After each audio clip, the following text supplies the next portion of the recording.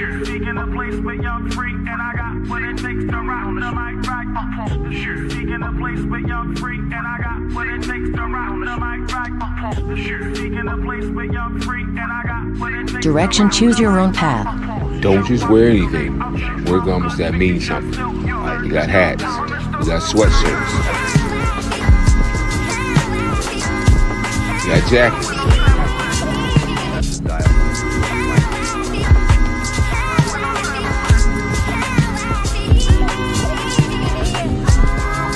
We even got hoodies.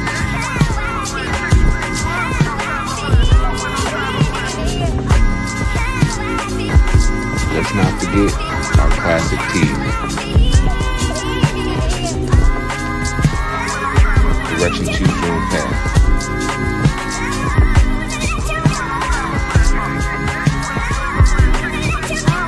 The message is always in the cloth, the colors, the designs, the fit. Basic. Stay alert. And remember, choose your own path. Direction, choose your own path. You know this is the home of We Major, Me Frosty, Unfamous, and the restricted clothing brands. Let's get it.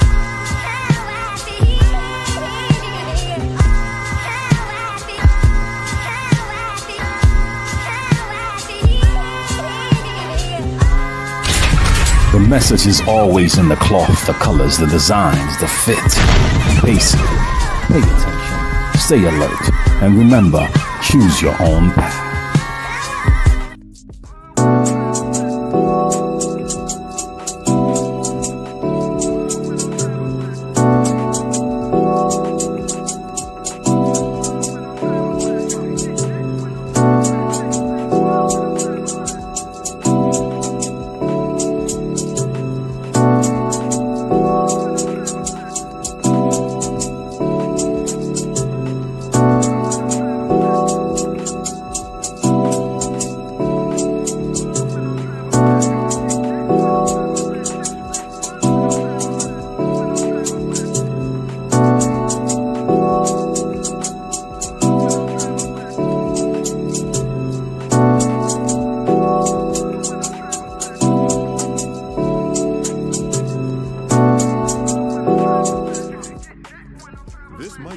Sponsorship package is here. Have your ad run on our live streaming episodes, linked in the video description and attached to our many hot take clips. The channel is fast growing with thousands of views and subscribers. Don't miss your chance to grow your business on one of the fastest growing platforms on YouTube. Join the family today. This might be risky. Email us at thismightberisky@gmail.com if interested. Hashtag Indeed, hashtag do the right thing.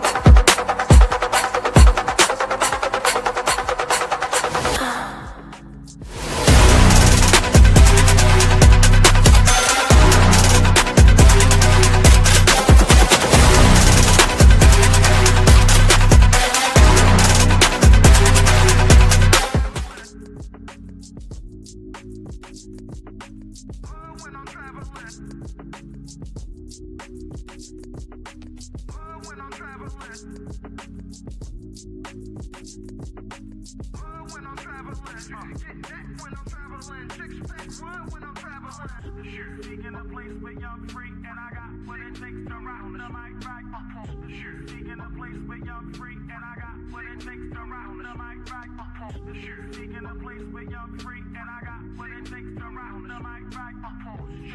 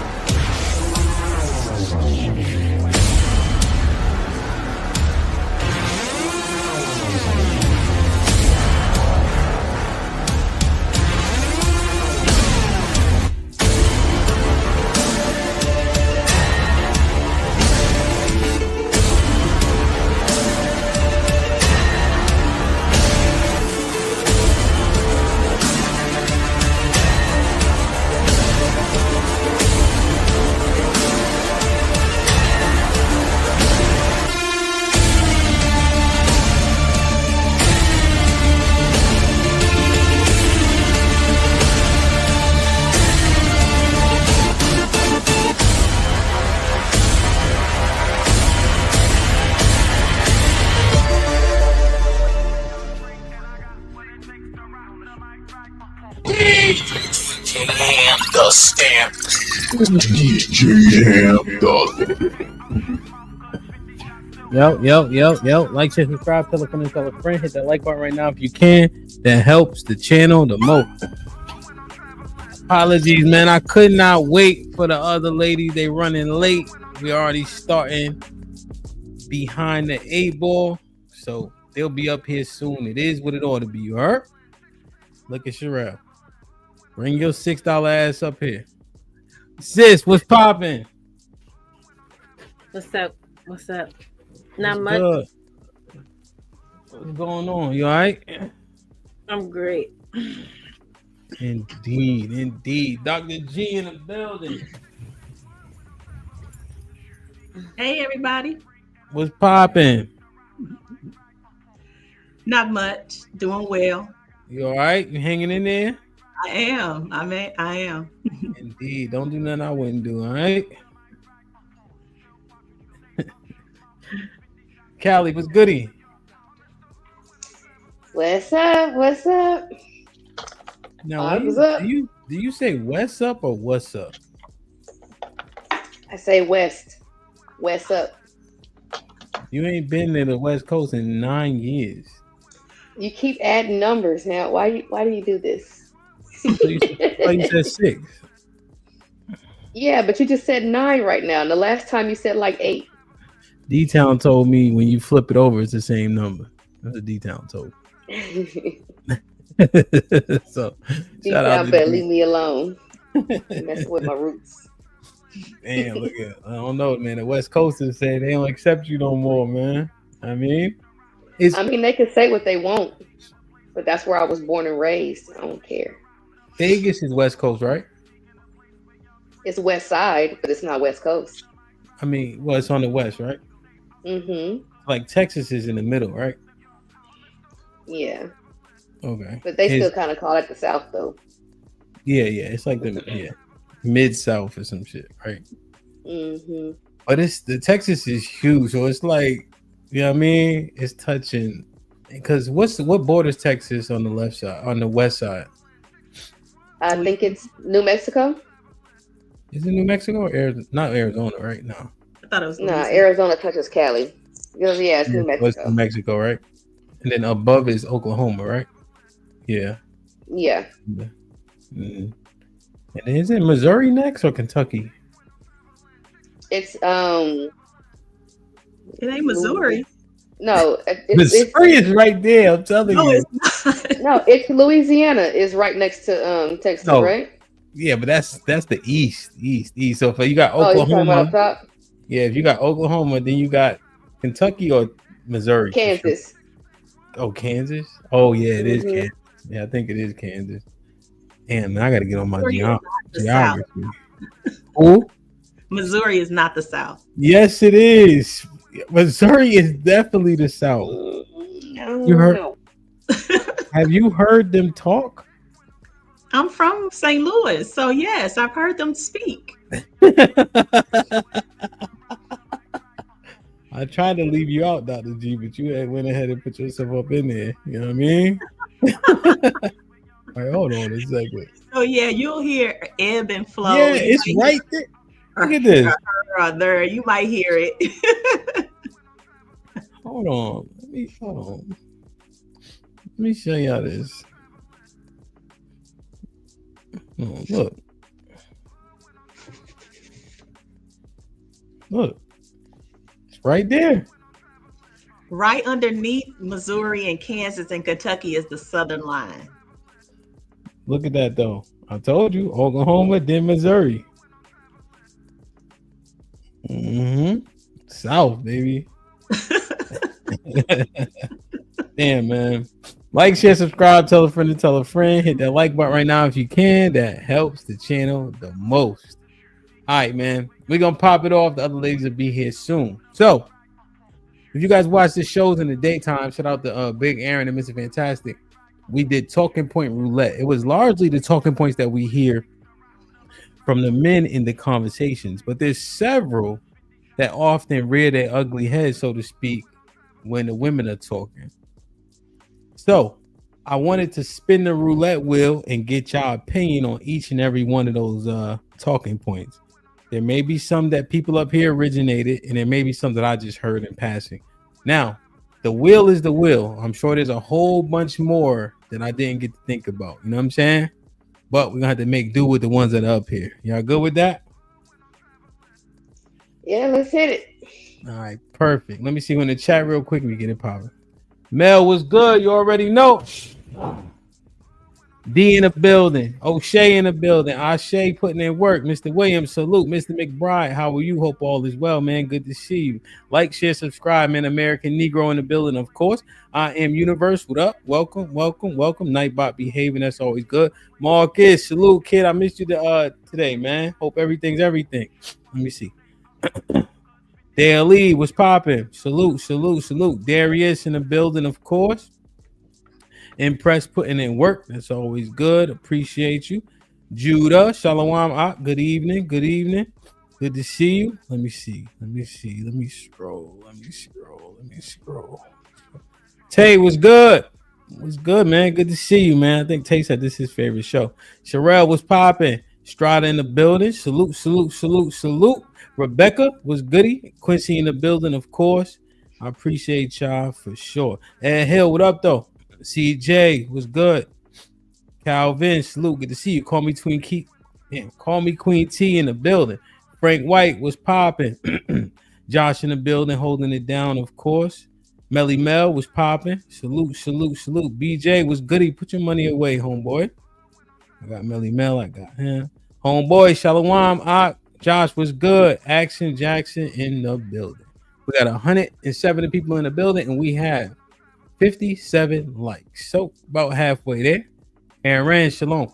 Let's make sure the likes match the viewership. All right. Like, share, subscribe, tell a friend and tell a friend. Hit that like button right now if you can. That helps the channel the most. All right, let's get to it. Let me take it off this one. Put it on this one. Sherelle was good. Hey y'all. What's up? What's up? What's up? Hey, Real. Hey, Callie. So, James, what up, kid? All right, so we got the talking point roulette, man. Ready to spin? Who's spinning? Dr. G? You spinning, Dr. G? Sure. How do I do it? I got you. I don't know. You got YouTube working for you. You might have had a way for me to actually spin. So YouTube took the night off, man. YouTube gonna have it last day. YouTube, we cooking. Davila, what's up? All right. So now I'm so glad Sis is here for this. Sis. Yes. Nigga froze on purpose, boy. I'm frozen. No, you're good now. I've heard you allege this a few times. Yeah. black men ain't loyal. You heard you say this before? Absolutely. Now, this talking point is under scrutiny, sis. Justify why you say this. It's what I see. Here where I am, the guys date outside their race in high numbers. I see a bunch of light bright babies and I'm so confused every time. Like, I don't even want to say ooh it's a baby. I want to say ugh. Like, ugh. You don't want to show the baby no love? I'd be like, ugh. You know, like, this is crazy. Like, that's all I can think of. Like, So,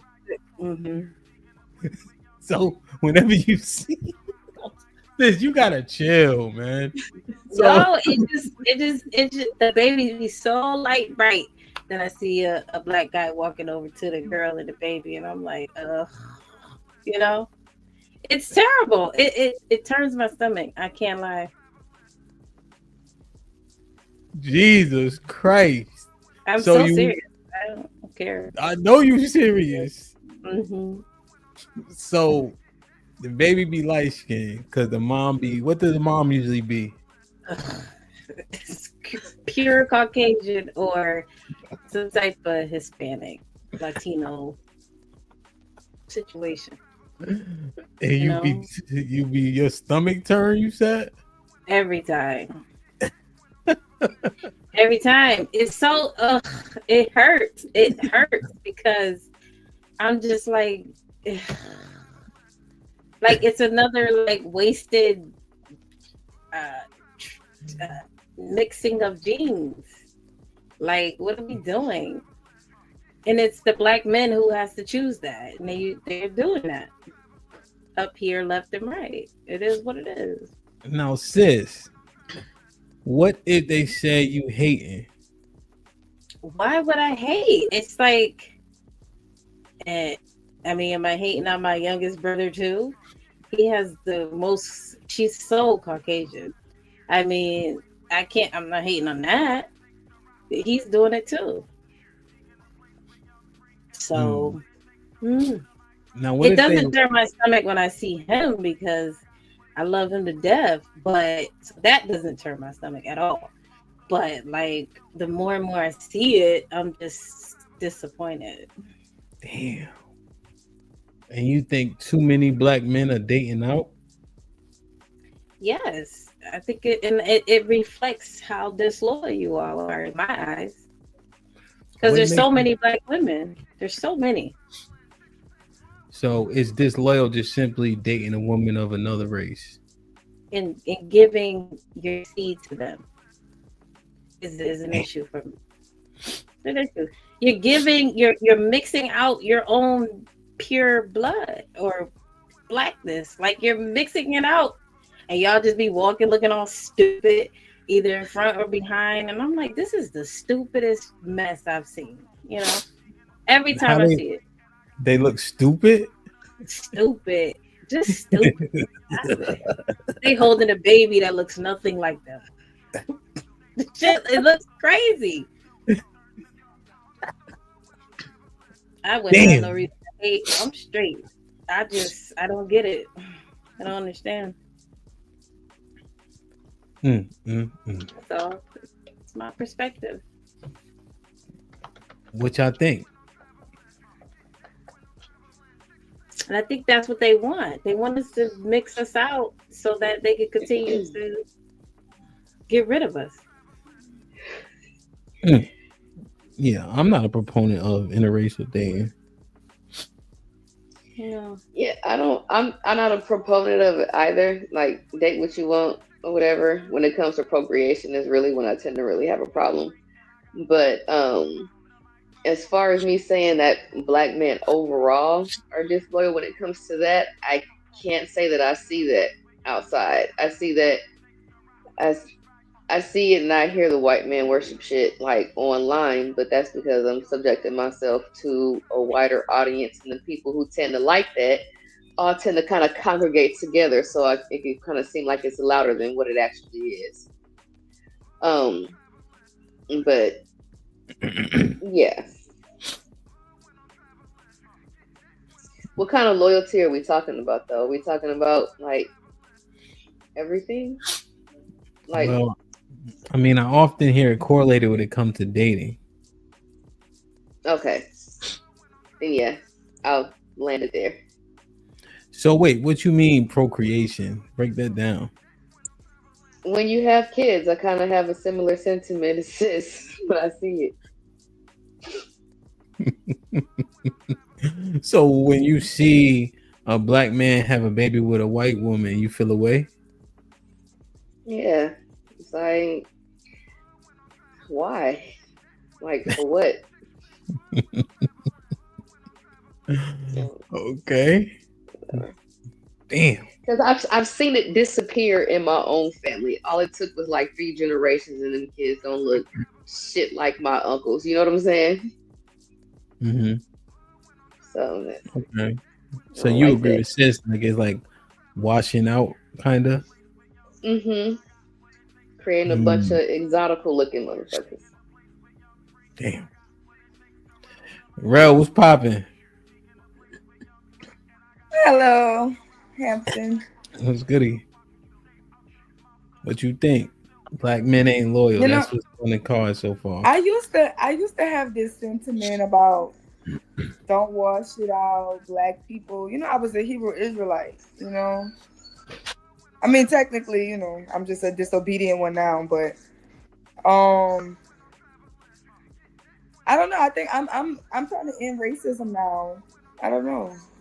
Starting to see it like after arguing with y'all so much on these panels, I could see why people date outside the race. Because Do you think the panels is the larger representation of majority of black men? Yeah, to be honest, I think it's even worse. I think y'all are actually more decent on the panels. Like in the real world, the way that I be seeing like men and women, what they be going through in relationships, I just be like, ugh. Okay, so you think the panel is more civil than in the earth? Because I've been outside and I'm like, okay. And so are you saying that those men are justified in dating women that aren't black? Because sometimes you just want something simple. You just want somebody who's gonna respect you, who don't got all this extra stuff to come along with it. And who am I to blame them for wanting something easier? I'd be going to McDonald's. So you agree this man right here, this man's like really an elite mixed person. And it just makes me feel like I need to make me a mixed baby. Because with Patrick Mahomes? Yeah. Okay. So are you saying that the behavior of black women is a justified reason for black men to date other women? Yeah. If you not appreciate, like, you know, even like what they got those like subset of black men that black women don't like. You know what I'm saying? Like the Michael B. Jordan looking ones who don't get famous. Right? Mm-hmm. Mm-hmm. You know, technically, like most black women don't necessarily go for them. Which is ironic because they have like a black woman who is like the opposite of them, who is like their match. But the black women usually end up with white men. Ironically, they never end up with each other. What? So when I be saying, yeah, it's like, it's a prototype of the black woman who dates white men, and then it's the black guy who dates white girls, right? It's like a look that they have, but they never end up with each other. They always end up with the white person. Okay. So the men, though, they are not disloyal. They are dating the women that treat them better. Mm-hmm. I mean, don't get me wrong. A subsection of them just hate themselves, but that's usually the dark ones. So the majority of black men that date out, they're dating out because that's a better option. Yeah, or they just like it's a like they grew up around white people. They just dating around like who they know. If they don't grow, if you like the only black person in your school or in your neighborhood, it's like 10 of y'all, you're gonna end up with a white girl. Like it is what it is. You saying they surrounded, Hmm. but there's a subset that actually hate themselves, which is the reason why they date out. Hmm. I have a dark skinned friend. He said he was the darkest boy in his whole entire city. Like the city that he grew up in, he was the darkest one, and he did not want dark skinned kids because they treated him like he was the darkest one, and he didn't want that for his children. So what do you do? So he got some mixed kids, 3 of them. And you think he hate himself? Sound like hatred to me. I liked him because he was dark skinned. So the majority of He black like Wesley men, Snipes black too. the majority of black men don't date out though. So I know. So are you saying, so sis, regardless of the numbers, you think black men ain't loyal? Or are you talking about the ones that do? Obviously, the ones that do. Okay. Yeah. Lex, what you think of? Go ahead, sis. I was gonna say it might be a minority, but that's too much. 20% or 10% is too much. Yeah, I think it's almost 20%. I think it's like 83% are married or something to other women. What you think, Lex? You feel away? Them niggas ain't loyal? I don't feel a way about it, but I'm trying to think of the best way to majority and minority the segment. I think there's more black women than there are men, black men, and so if it's more of us, and then there's a percentage that looks like they only go for this type, then it could seem like the majority of them are not loyal to their race. But it doesn't bother me. That's the best way that I could put it. It doesn't bother me. Because I don't see any shortage of black men that are trying to get at me. so I'm not going and feeling like, oh no, black men are trying to. So I don't think like that. I can see how that mind frame, based off of the internet and maybe a certain surrounding, like what Sherelle said, if you're in a certain in proximity, I can see how that happens. But it just doesn't bother me, or maybe because I don't see it a lot where I'm at either, because of the military base.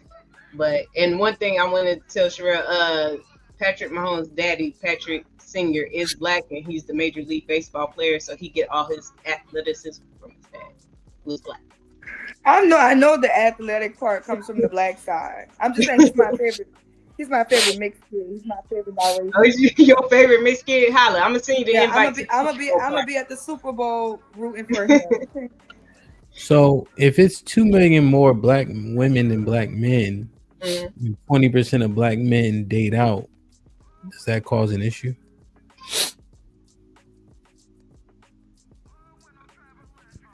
But you understand what I was saying, right? If it's if that sector is already small compared to us, any amount would look like a lot. You know what I'm saying? So I don't think. Well, I guess the question is 20. So if I owe you $100, I can give you 80, and you good?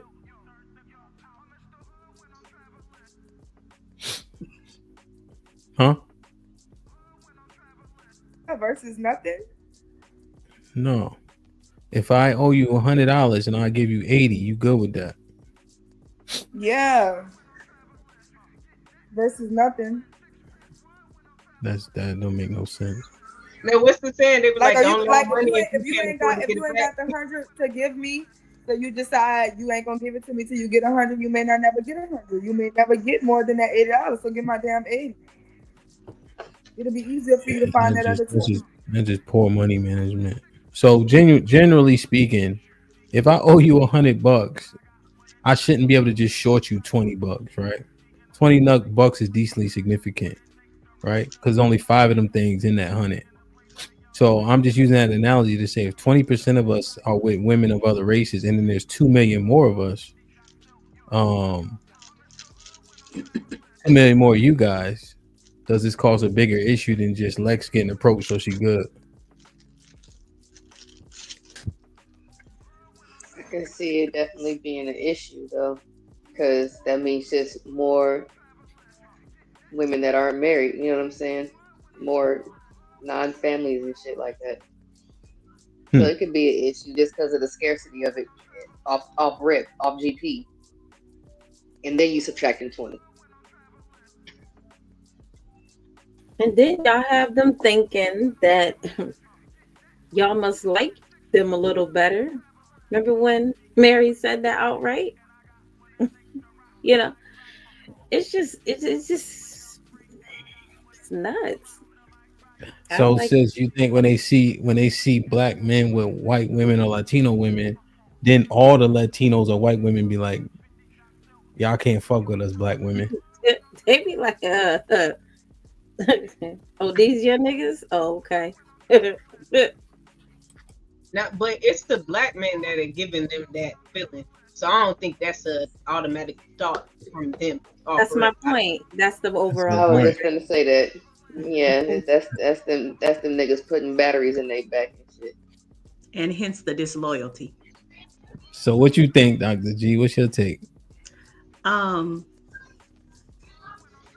You know, at a real gut place, I'm with sis. I don't get it. It doesn't do anything for our community. I believe at the very essence, we black men want to be with black women. They just have to find the woman that's for them, right? And vice versa. I think we want to be together.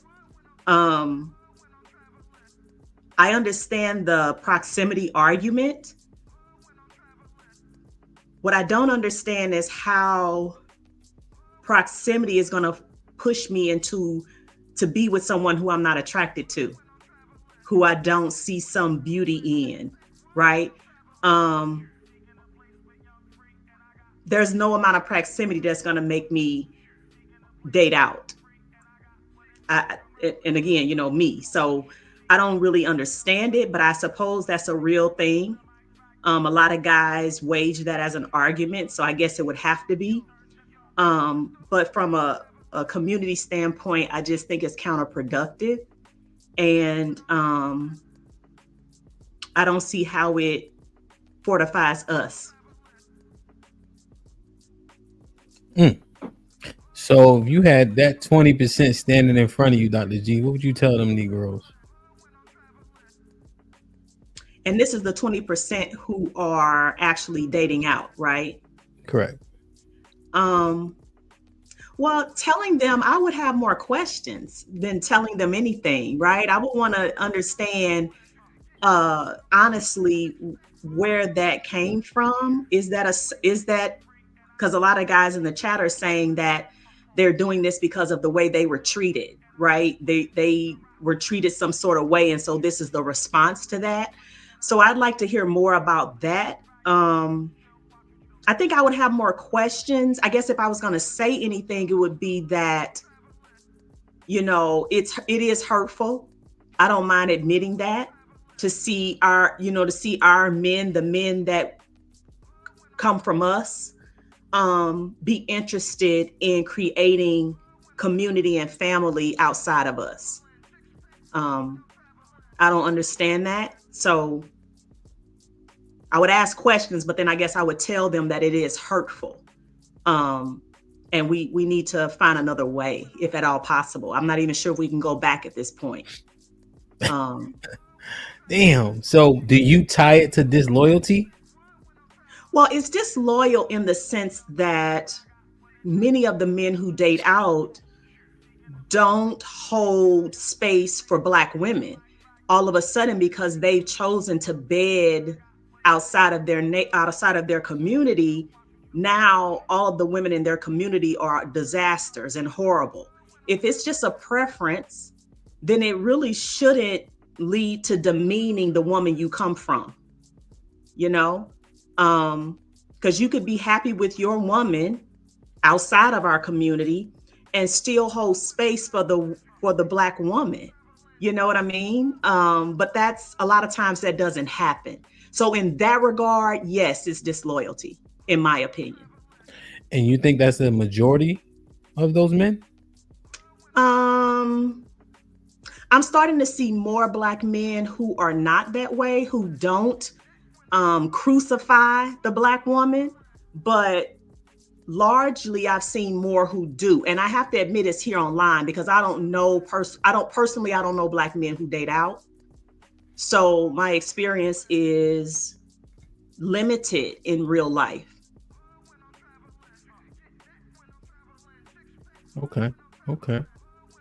Des, what's popping? Was you listening or you just got off work, innit? Yeah, hey y'all, I just got off for work. I wasn't able to tune in while I was at work. But I'm So, well, we spun the wheel, right? It landed on Black men ain't loyal. What this pertains to is the percentage of Black men who date out and are married out, upwards of about 20% or so. Do you think that those men are disloyal? No, because they might date out to, I guess that my immediate answer is no. I come from an interracial marriage and family. My mother was Puerto Rican and Mexican. So I don't think so. I think it comes down to the whole, like, what you prefer, but I don't think it's because Black women are less wifely or less, I guess you could say, so when you want to be with, I think it's a personal preference. With just me coming into the show, like right now, I don't know. But I know that I'm a product of an interracial marriage. So you don't think your dad was disloyal to Black women? No, because my daddy liked all type of women. If you got a coochie attached to you, he liked you. He got kids by Black women? No, just by my mother. So he preserved his seed for the Latino woman, but he liked having sex with Black women. Yeah, I mean, I think he likes having sex with whoever woman. Okay. As long as you are a woman, I don't think my dad is not like, he's one of those guys that say he don't discriminate. I'm not 100% sure if he just prefer, because right now he's married to a Caucasian woman. I've seen him date Black women. Of course, he was with my mom for 13 years. So I don't think it's like disloyal. I think like Dr. G was saying, like, love who you love, like what you like. But when you start, throwing salt on the Black woman's name, then now I feel like you're being disloyal. Now I think you're not faithful to who birthed you. I don't necessarily think like it's a disloyalty unless you start tarnishing the Black woman's name. Okay. And so he married to a white woman now. Yes, he married to a white. And I would assume he don't disparage Black women. That's your point. Yeah, like his sister, he got Black cousins, female cousins.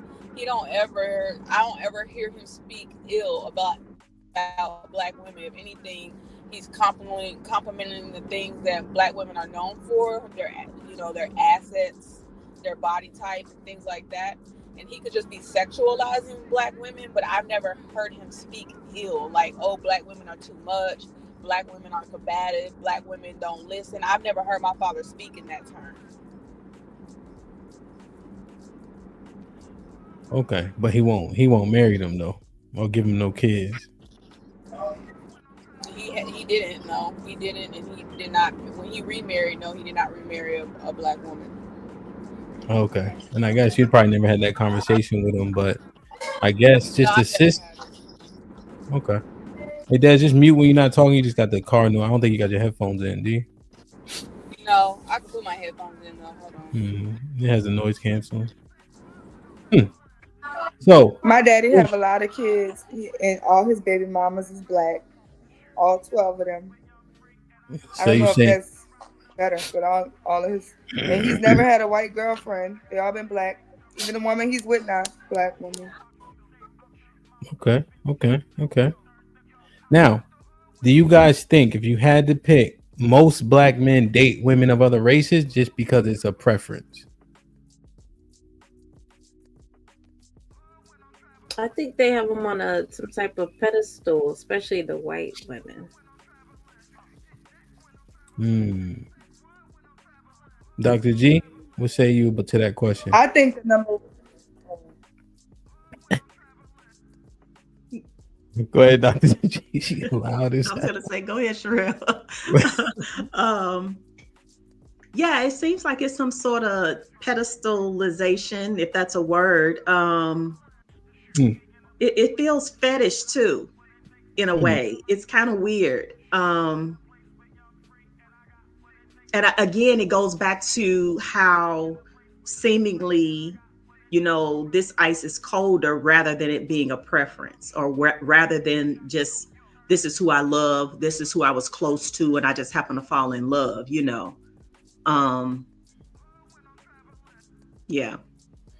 Okay. Callie?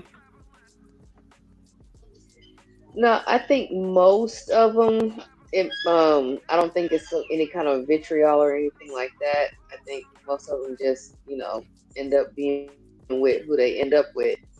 And I think especially with nowadays and everything, we're more integrated than what we used to be.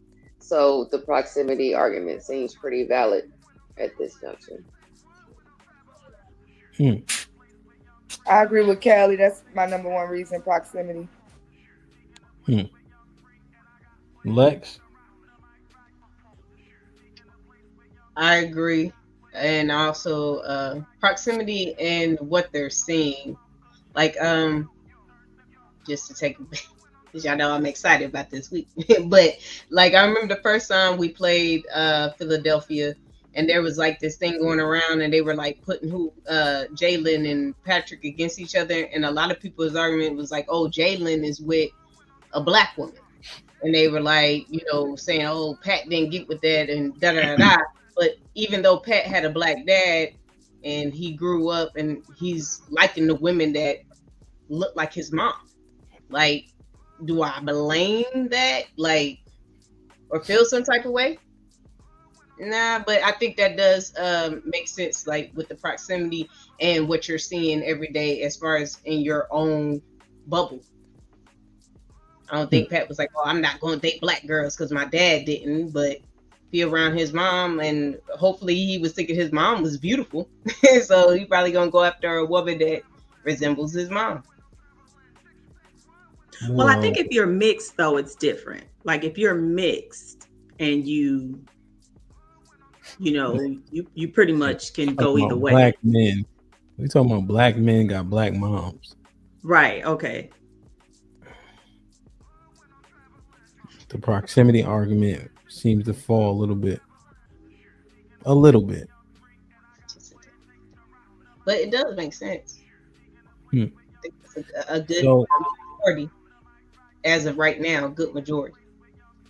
Yeah, okay. So when I assess that group, and it is in places where the populations are mixed together, right? Like the East Coast as an example, where we from, it's everybody together, black, Latino, you know what I'm saying? White, everybody in proximity to each other. And so cis probably sees it more, but we are going to school together, growing up together, etc. So when those men do it, they have a desire for some reason for those women of those other races. And I never heard them disparage black women. So I guess I just think that they think those women are maybe more attractive. I don't even know if it's like the behavior argument. They just seem to like their aesthetic more so than saying, damn, black women got bad attitudes. They end up saying something like that. Like if you have an individual conversation, they will say something about an attitude. Because remember, they have sex with black women all the time. But what they choose to get in a relationship with is or have a baby with is not their own. They're disloyal. Sis, what if he like Latino girls? What if he have a innate attraction? I think Brad Pitt is handsome, but why would I want Brad Pitt? As soon as I start thinking about anything else, it's ew. Oh no, I think so first, just to clear it, the majority of black men have sex with married black women, right? So we're talking about a subset of black men. The argument could be made that subset is growing, but nevertheless, Sherelle says she would still take the 80 if you didn't have the whole 100, right? So there's no way we could say black men are disloyal as a blanket. So we are talking about specifically the ones that date out. All right. So the majority of us are loyal if you just look under the guise of who we date and marry. I guess. I don't think the majority of those men are divestors, because divestors come with that connotation of disparaging the women. From what I've seen anecdotally, they be around those women and they have an attraction to those women. Like my brother as an example. So there's that. That's the synopsis that I draw. And that is a member. That 80%, 20% stat is a marriage stat. But those men are only married at what, 31%?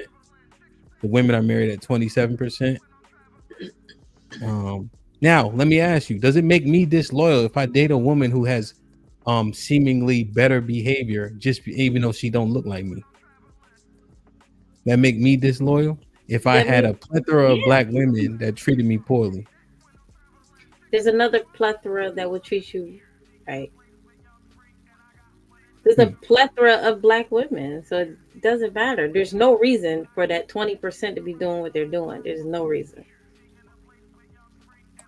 And I don't buy the notion that this whole other race of women are so much more cooperative just by nature of being not black.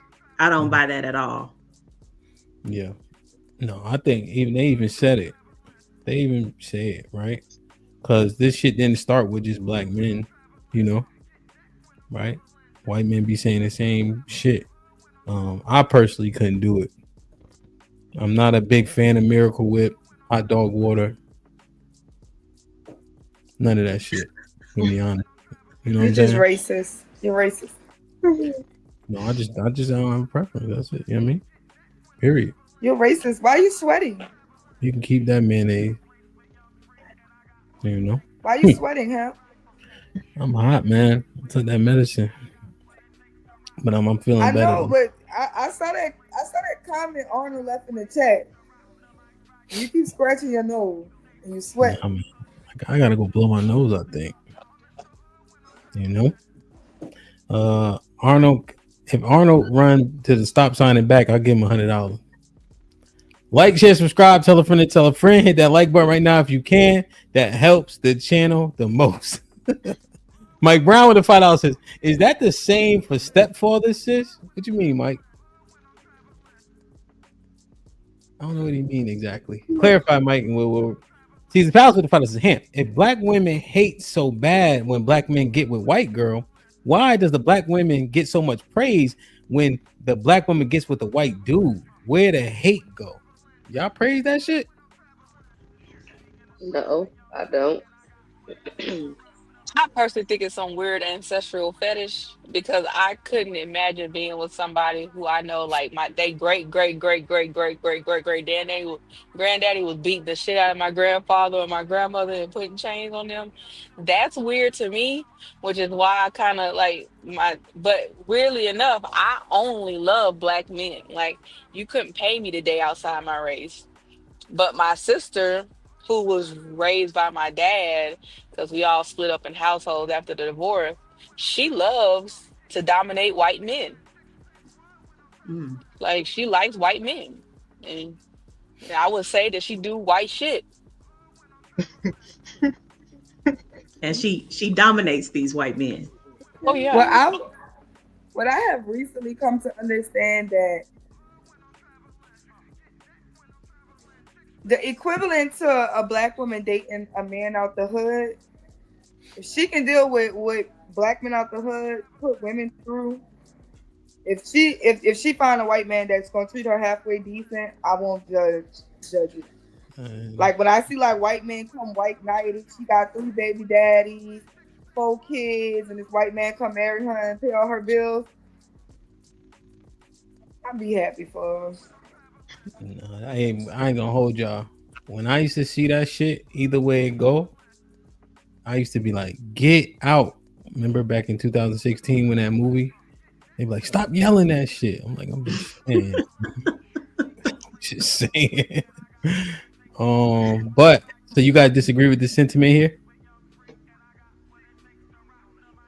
Huh? Yeah. Are you black or Are you Puerto Rican or black? Yeah, the other day you was Puerto Rican. Today you black. Caesar's Palace is black. I'm talking to Des. Des, her dad is black. My dad is black. My mom is Puerto Rican and Mexican. Okay, my you identify. My mom is Puerto Rican and Mexican. My dad is black. The nickname that I was given in college was the Puerto Rican princess because I had good hair and I have light skin. I'm a light skin tone. Damn, y'all be Jesus Christ! Yo, Dad, hold on, wait. Who's Mexican as far as your mom's parents? Is your dad Mexican? Is your mom's dad Mexican? No, my mom's dad is Puerto Rican. My mom's mom is Mexican. Wow, that's so crazy. And even they don't intertwine. So how they does it work? How does it work? You get the you pick and choose. How does it work? You get to pick and choose what day you're Puerto Rican and what day you're black. Sis. Damn, no, I'm really asking. Now I'm interested in how you do this. How you do this? I don't identify as Puerto Rican. I identify as black, but I am biracial. So on paperwork, I do put down that I'm biracial because my mom is of Hispanic descent and my dad is Black American. So I don't say like I'm just Puerto Rican. You will never hear me say that I'm just Puerto Rican. And to a blind eye who don't really know facial features and distinctions, you would just think that I'm black. No, you said you're Puerto Rican the other day, and it happens to be on camera, but that's neither here or there because you can do what you want to do. But I just was wondering how it works. But hey, why don't you say I'm black and Mexican? Because your mom is half and half of Mexican and Puerto Rican.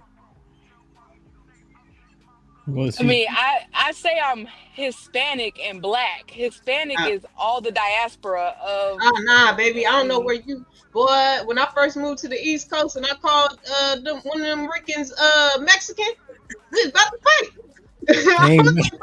They ain't Mexican. That's why. No, but that's the same situation. Latina and Hispanic. No, Latina and Hispanic is a diaspora. It's just like saying Caribbean, but you're Bayesian or you're Jamaican or you're whatever. Mexican and Puerto Ricans, they different tribes and all that. They ain't the same. That's like trying to call an Igbo a Yoruba. Like, no, they're all African, but they're different. But they all speak Spanish. They're Mexican. Spanish. Jesus. You're Mexican. But see, look, if you speak Spanish. What are y'all trying to? Yeah, I agree. It just matters what type of Mexican are you, right? Like, what type of Mexican are you? Oh, you're the Dominican type of Mexican. Okay. Her dad. That's crazy. That's crazy ignorant because Mexicans from Mexico and Puerto Ricans are from Puerto Rico. Like that's crazy. But look, Mexico used to be Mexico. But then still at the same time, races ain't countries. So I mean, if we want to split hairs, we can split hairs all the way. But she claiming. But what are you running it down for? What are y'all trying to get at though? She claiming Puerto Rican. That's why I asked her about her tree. But go ahead. No, Never she mind. said in school they called her the Puerto Called her the Rican Puerto princess. Rican princess. I never said that I was just Puerto Rican. But you said it. You mentioned Puerto Rican a couple of times versus Mexican more here. I mentioned that I was called the Puerto Rican princess by an ex-boyfriend. I never said that I was just Puerto Rican. I never said that. Yes, you Yeah. did. You really did. That's In how you which identify video? yourself.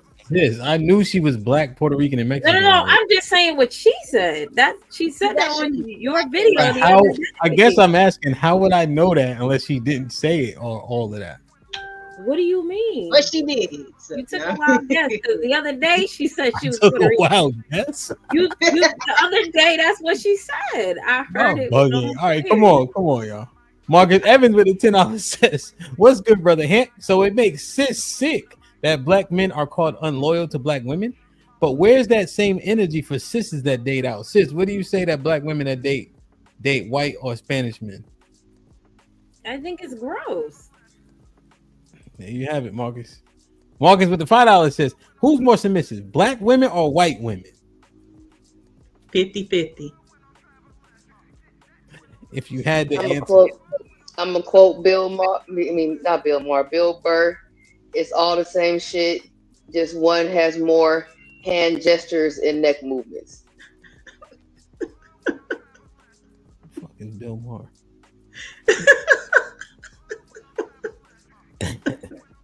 Bill Burr.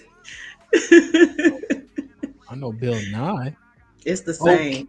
Oh, Ken, Bill what's Burr poppin'? is a comedian, and he is ignorant as a nigga from the hood. Yeah, he don't make nothing up. Fuck Bill Murray. Okay, been a member for 5 months. Evening, good brother. What's popping?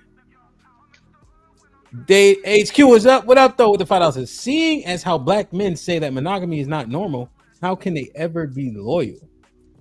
HQ. Rebecca with the $5. What determines that a black woman is? What determines that a black woman to be black enough if she is mixed?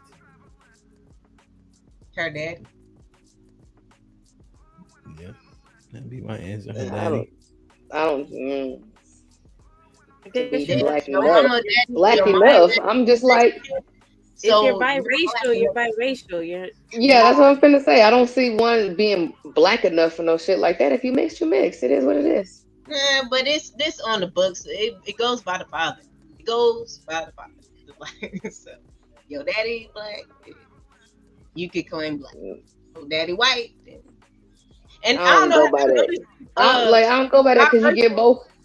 But from both. biracials that dad is white look different from the biracials whose dad is black. I don't know. You are what your father is, man. That's what they say. Black Ken was popping. Black Ken with a 20 ball says, myself and most men I know who date out do so because they like variety and they have the ability to do so. Just because they date other races don't mean they dislike black women. I've dated all races and I'm dating black now. Salute the Black Ken. Damn, where is that? Yeah, we said that. Huh? No, I was saying we said that. We said that just because they date out don't mean that they hate black women. That's a subset of a subset. Salute the Black Ken for the first 20 ball of the day.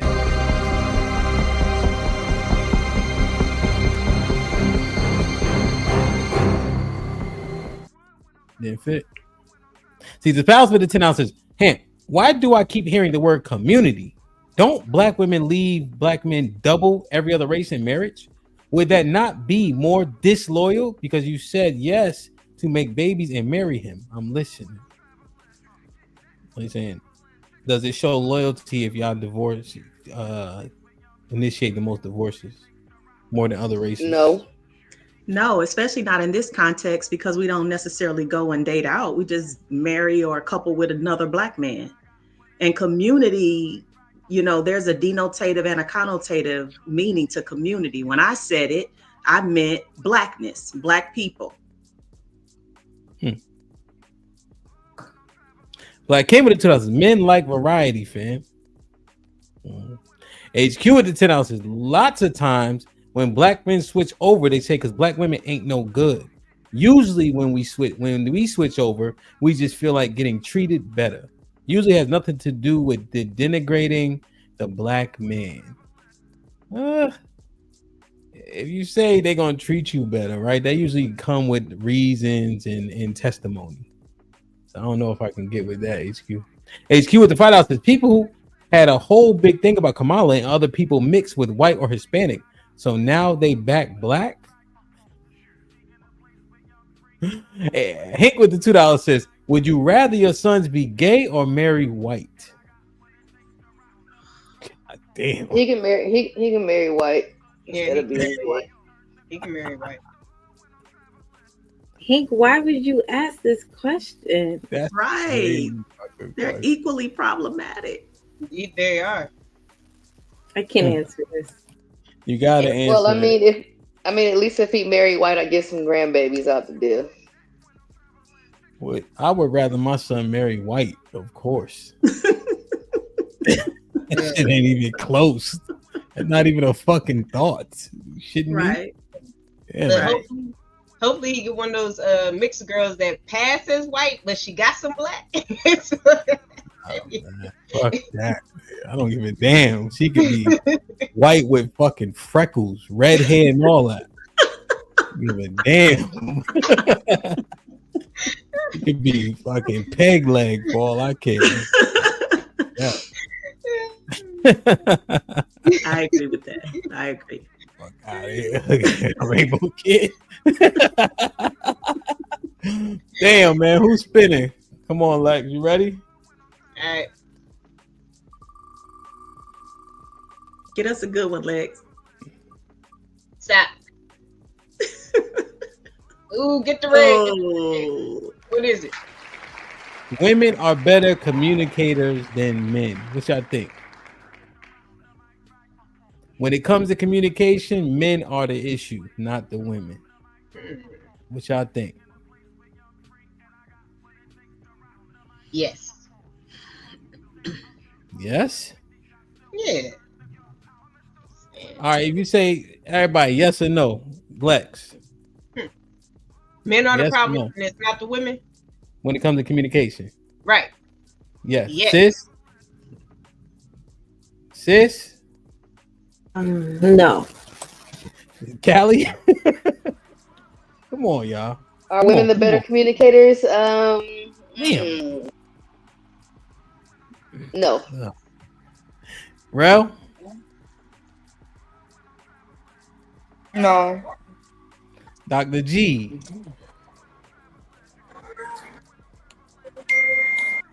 My gut is saying yes, but I think the truth is no. Des? Answer no for me. No? God. So Lex, you the only one that said yes. Oh no, I thought that women are better communicators than men. Yeah. Yeah. Yeah. How? This might be an easy talking point to throw out. Oh. Damn. Hey, so because I'm thinking, right, this is how I broke it down. Because I'm like, maybe something wrong? Nah. I can clearly see something is wrong with you. Is there anything I can do? I'm good, you know. And then 6 months later, I find out a problem that you could have told me then when I asked you. Well, I grew up and men didn't talk, and we don't say how we. All right. Nah. You should be able to. If you thinking logically, logically, I would think you would tell me, "Hey, something, maybe I don't want to talk about it right now." But a lot of times, in the last relationship I was in, it was a lot of just, nah, we good, nah, and bringing up about when his parents got divorced, bullshit. So but that came years after.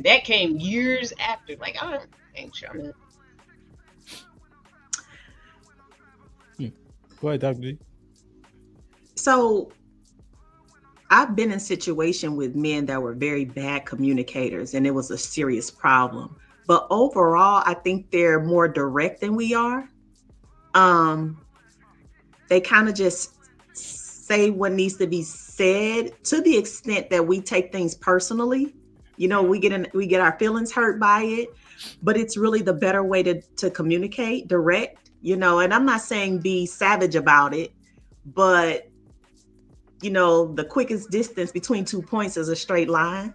So when you hit it, you hit it. And I think that's what makes them better communicators. But if in fact you ever engage with a man that's not a good communicator,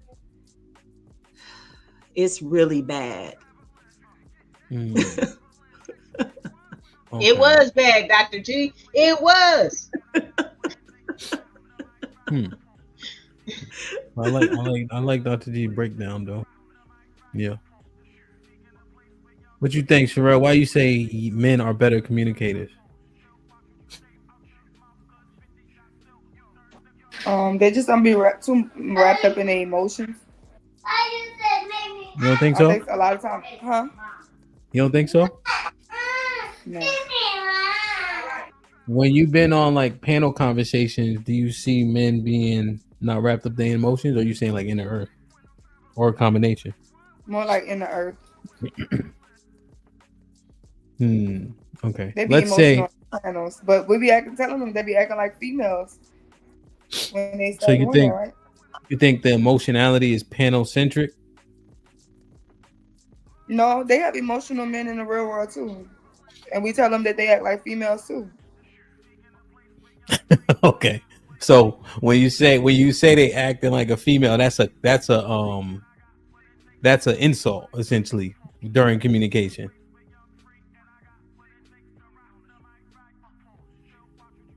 Yes. Right. Okay. So by proxy of that kind of just says it, right? Because when people are so emotional during communication, it's often deemed as less effective. And therefore, if that trait is more likened to women, and insult and then used to insult men, then by proxy that would make men better communicators. Anybody? Yeah, I think overall. Can you say that again? Yeah, sorry. All of that. So essentially, being emotional during a conversation is ineffective, right? Being too emotional during conversation is a stereotype that is related to women more so. And when a man is emotional during a conversation, will say, "Damn, you emotional, you act like a woman," as an insult. So literally by proxy of that would make how men communicate or should communicate better than how women stereotypically communicate. Well, if it's better, then you should be better at communicating even in an emotional time. Like when you say better, I'm thinking overall. I'm not thinking just here and there or just for business purposes. If we're talking about between women, I'm taking it as far as relationship wise, and relationship wise, I don't feel like if on a grand scale that it's better communication. On a grand scale, why? Because if the point, and which we could blame, I guess, the earth for it, because they take that if a woman calling them or anybody calling them a woman because they're emotional, to where they won't communicate those feelings, but those feelings are important. So you not being able to communicate those feelings, and you can logically break down everything else, you got everything else, logically break down these feelings to me. Yes, logically break it down. If little Jimmy had 6 eggs, break it down to me, because you're the better communicator, right? So you should be able to communicate this stuff to me on a level to where I can understand. Whose Just feelings is he breaking down in your example? You know, it's whatever that he was emotional about to when somebody called him a female. His feelings he's breaking down. Well, I'm assuming that you're talking, and the way that you're talking made them think that you were emotional, and you're acting like a female. So whatever that is, instead of being like, because I said you acting like a female, or I ain't said, Sherelle said it. You know what I'm saying? She said it. So take a moment, because you're logical. Take a moment. Okay, let me break it down to you like this then. Don't get away from it, because your feelings are still valid. And then 3 years later, we're like, that's what you're gonna say to me. My emotions, and you don't care about none of my stuff, but I'm asking you to break it down. And you don't. So how are you the better communicator? The bad communicator. Go ahead, sis. I'll say, I think in real life and relationships, men communicate a lot non-verbally, and you just believe what they're showing you. I had to learn that throughout the years. They're gonna show you how much they care and how much they're willing to do, or how far they're willing to go, and who they want. They're gonna show you, not necessarily tell you. They'll show you though. I had to learn that. Yeah. What percentage of communication is nonverbal? They say 80, 20, 30, but something like that. But it's enough to pay attention to. Is it 80? Could be. I don't know. That's what came to mind initially when you asked the question. 80%. Yeah, 100%. Yeah. Oh yeah. No, go ahead, Dr. G. When I think bad communication, I think of, I guess, the lack of directness, not following the point, not responding to the point made, wanting to respond to win as opposed to promote clarity and understanding. That's what comes to my mind. And I have to admit that I've not run into a lot of men that way, that communicate that way, but clearly it stuck out in my mind. I'm still affected by this bad communication. That I'm like, oh my God, I can't do it, right? Because I just think that when we're communicating, there should be a primary goal, understanding. And we can't reach that if nobody will land, you know? Yeah. I think, 100%. I think, and when communicating with like women, let's say in the earth specifically, like oftentimes they'll answer a question that wasn't asked, because the direct answer to the question that you asked, they get implicated. All right, there's a level of accountability when it happens. So oftentimes it's the deflective approach to the communication, or it'll be, remember how you was a kid, you're like, shut up. No, you shut up. Like it has that type of feeling. So you'll be like, you did X, Y, and Z. Well, what about when you did X, Y, and Z? I see that happening a little bit more with women as opposed to men. Yeah, being receptive to what they're communicating, I think, is what you're touching on, DJ.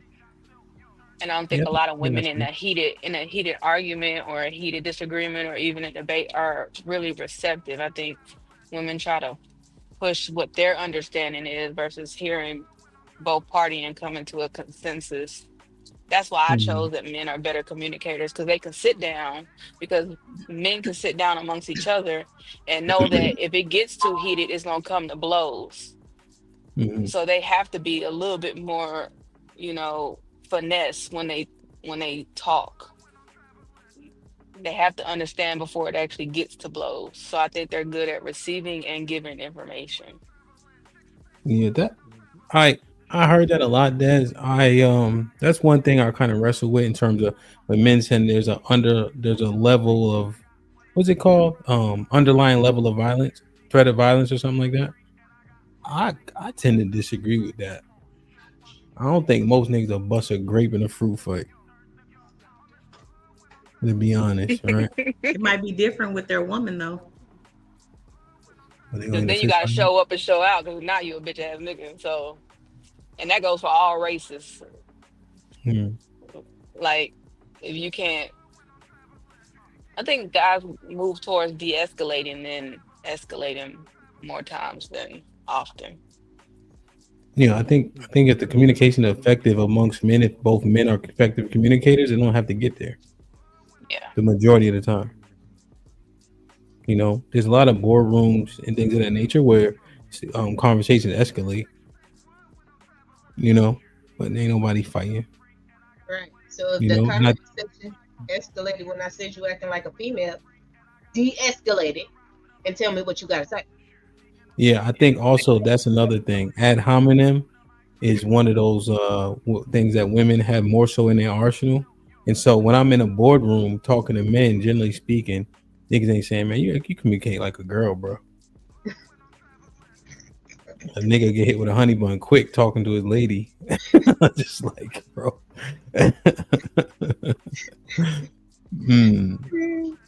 Okay. So this talking point, any other information on this talking point, or can we toss this one? Men communicate better than women. What y'all think? Final call. Let's toss it. Because when I'm on a panel and the women start saying, I'm gonna say Dr. G, Dad, Callie, Sis, Relly, and that's it. Told me. We did give a couple of caveats though. Yeah. So to answer the question directly, no, but there are some caveats, right? Some examples that don't meet up to the measure. Sure. But it's in minority. It's in minority. Look, just because we said overall don't mean we talking about you. That's fair. Yeah, I think right. All don't mean all, right? But generally speaking, if you had to choose better communicators overall, I think you would pick more men than women, right? And it's not saying all women can't communicate. You know what I'm saying? Yeah, for sure. Interesting. Like, share, subscribe, tell a friend, and tell a friend. Hit that like button right now if you can. That helps the channel the most. Black Kim with the $5 says, women use far too many words to be more efficient communicators. Jesus Palace with the $5 says, him. I may not agree with some of Dr. G's viewpoints, but she has a beautiful smile and always hold her head up high when she comes on. Great black image. Indeed. Hit the like button, hit the like button, hit the like button, man. Who turn is it? Sherelle, you ready? I'm about to get Sherelle up out of here. Callie, you ready? Yeah.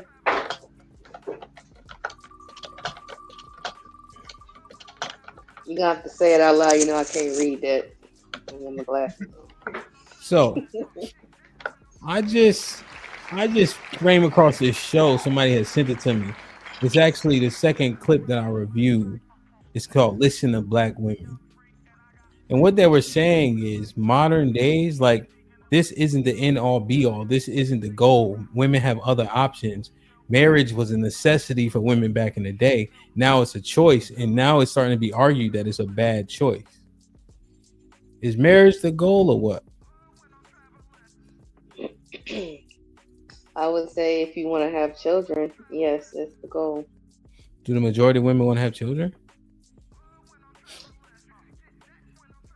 I'd say yes. Still, the sentiment is changing. Sure, I hear more and more women say that they don't want to have children, but I think it's still the majority that do. Okay. So, what you think? You think that majority of women want to get married? Still, even though we hear that talking point. Yeah, I think they still want to get married. Sure. I think that it is the goal if, like I said, if you want to have children. So let's say disregard the caveat. Mm-hmm. Do you think women want to get married, even though we be hearing it from time to time, like, hey, if I don't get married, it ain't no big deal if I don't achieve that?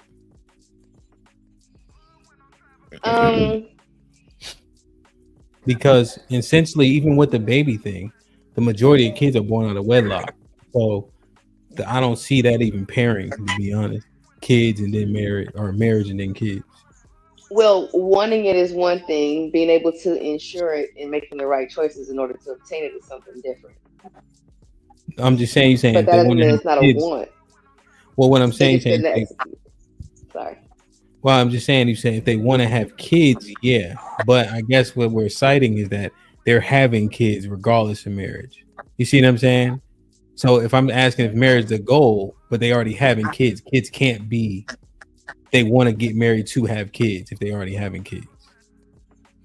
No, I'm saying it's an actual goal if they want to have kids, and it's different than wanting something and being to effectively get it are two different things. So yeah, I can want to be married and everything like that, right? But I may have a child out of wedlock. That doesn't mean I never wanted marriage. I know you're right, but you're saying if they want to have kids, yeah. You see, that's the If they, part yeah, that's no, freaking I'm out. saying yeah. If they want to have kids, then it is it's a goal. But it If they can't be. don't, then I don't see how it. Okay. Well, I'm saying it can't be because the overwhelming majority of us are born out of wedlock. So because think about Right. it, Kelly. My question is marriage the goal? You said if they want to have kids, yeah. But that would mean that Hmm. they would be getting married to have kids, but it's actually the opposite, polar opposite. Right, and that is the result of bad choices, not necessarily the fact that they didn't want it. 100%. But being having kids isn't the catalyst because they're having kids and not getting married.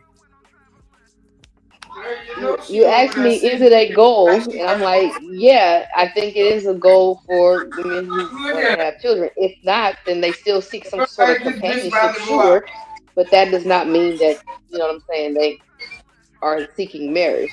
The only caveat that I could Well, think you of got would be mute, bro. children.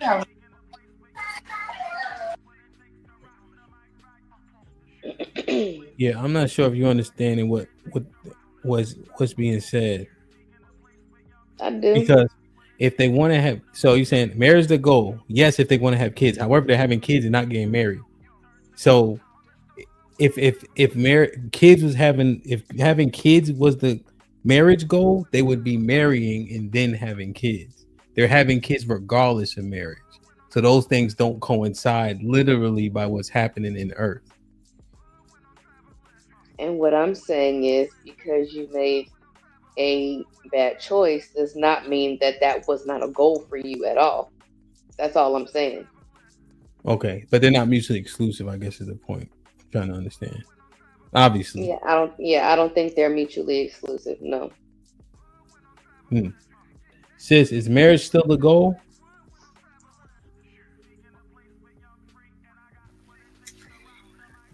I'm not sure. I'm not sure. I just don't know. I don't know what women are thinking. I think a lot are complacent and just living life. I'm not sure, honestly.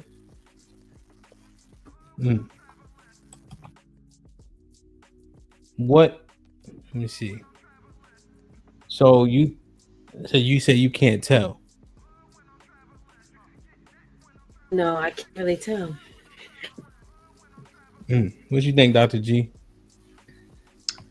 I think women want to be married. In terms of it being a goal. So if it's a goal, that means I'm doing things to strive for that, to achieve that.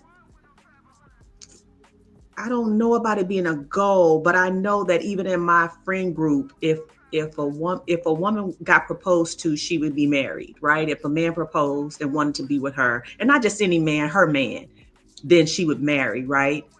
And I say that saying, coming from I'm a little older, so children are out of the picture for me. That's in my friend group as well. We're not having children.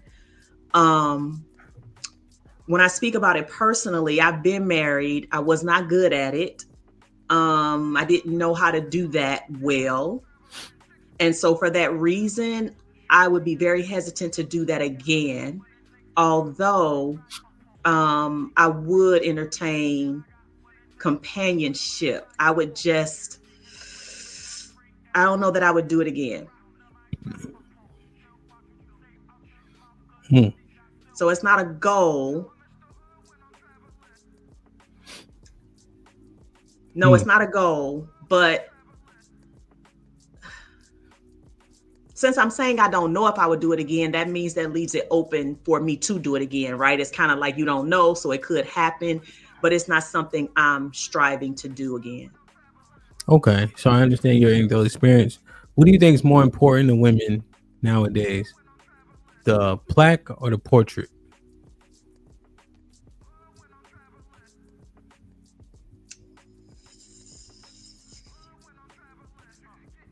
Oh, I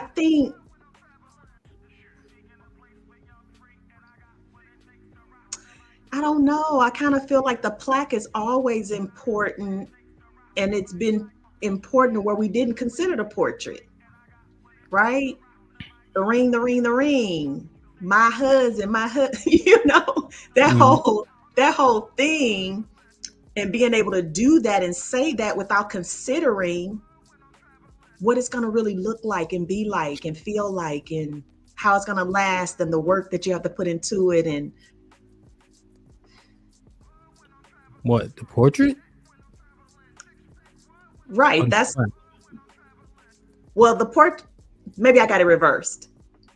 What's more important, you think, to women? Well, confirm for me that the portrait that's what it looks like. The plaque is what it is. Is that right? The plaque is the career and the schooling. The portrait is the family. Portrait, plaque on the wall, degrees and work, and then the portrait on the wall. Yeah. What's more important? Career or the path to, being a wife and the family and all that good stuff?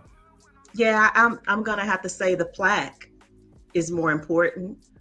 It's at least the first thing that's sought, and then the portrait is later, I think. Women want to be self-sufficient. They want to be able to take care of themselves, and the whole just in case. At least I don't have to worry about being in a situation where I can't take care of myself, right? And I realize that might put us in a trick bag in terms of time and access and all of that. But yeah, I'm thinking hard about it because it's a big deal. Somebody in the chat. Let me get out the chat. Okay. Yeah. It's a real thing, and if you're honest about it, it's not trivial. It's like a big deal, right? Even at my age, it's not something that's so trivial. I enjoy my life, but I do think about it. That's something I would want to do again. And it's not like I don't have options. That's not the thing. It's like, do I want to do that again? I don't know. Damn. So can I add something, DJ? Oh, go ahead. Go ahead. Do you think? Go ahead. Please. Well, I will say, I really don't want to open up these can of worms, but I went to a PWI, and there were young white women that were going to the school I went to for a ring by spring. It's a real thing, like get a ring by spring. They're dating engineers, they're dating coaches and stuff like that. Whereas I never even heard of that prior to being at that institution. And I actually went to school to obtain a degree, where those white women went to obtain a teacher's degree or something like that, but then find their husband in college. Whereas I only know women who go to obtain degrees and then they go forth and get masters and doctorates. They're not necessarily looking for a husband. And that could be just in that demographic that I was in, the PWI. I don't know it from an HBCU standpoint, but I know that there is a stigma called ring by spring with white women in PWIs. Like they're seeking out a husband, whether it be an athlete that can go to the league or go play overseas, or an engineer if they got a good engineering program. A lot of white women pick which school they go to based off of what their parents think they should date to marry. Whereas I went to school to just obtain a degree so that I can take care of myself. Okay, so it's being taught, right? This distrust, I would say, is being taught, meaning it sounds like it's unrealistic to think you're going to tie yourself to a man and then be taken care of, successful, being able to work together. So it sounds like the women are prioritizing the education that hopefully leads to more money, just in case, or just so they can do it by themselves. Yeah, It yeah. sounds like it could be problematic to No, the family. no. It sounds like their white parents told them what to do to when they went to school, right? No, Meaning I'm Yeah, talking he's about I'm saying, talking about the black women or yeah, our he women. right, said, right. Their parents told them this is what you do. You obtain a degree and get married. You find your husband there.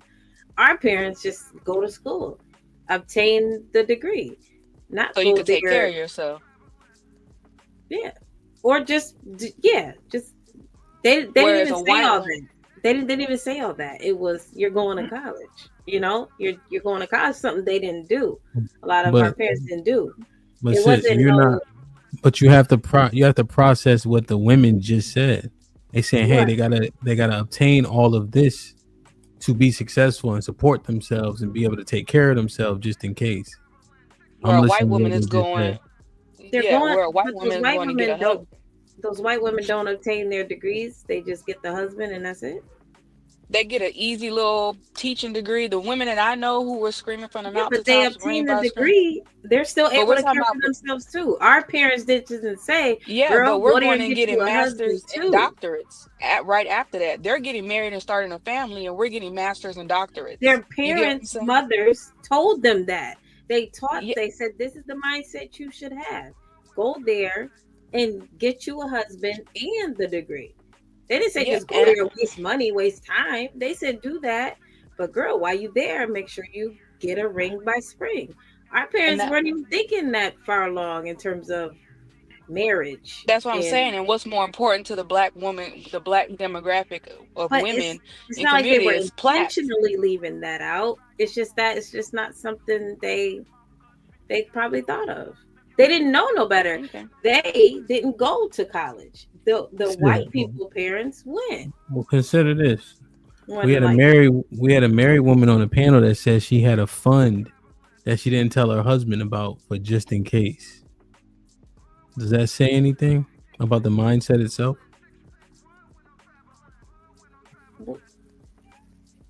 everybody does. That white woman does too.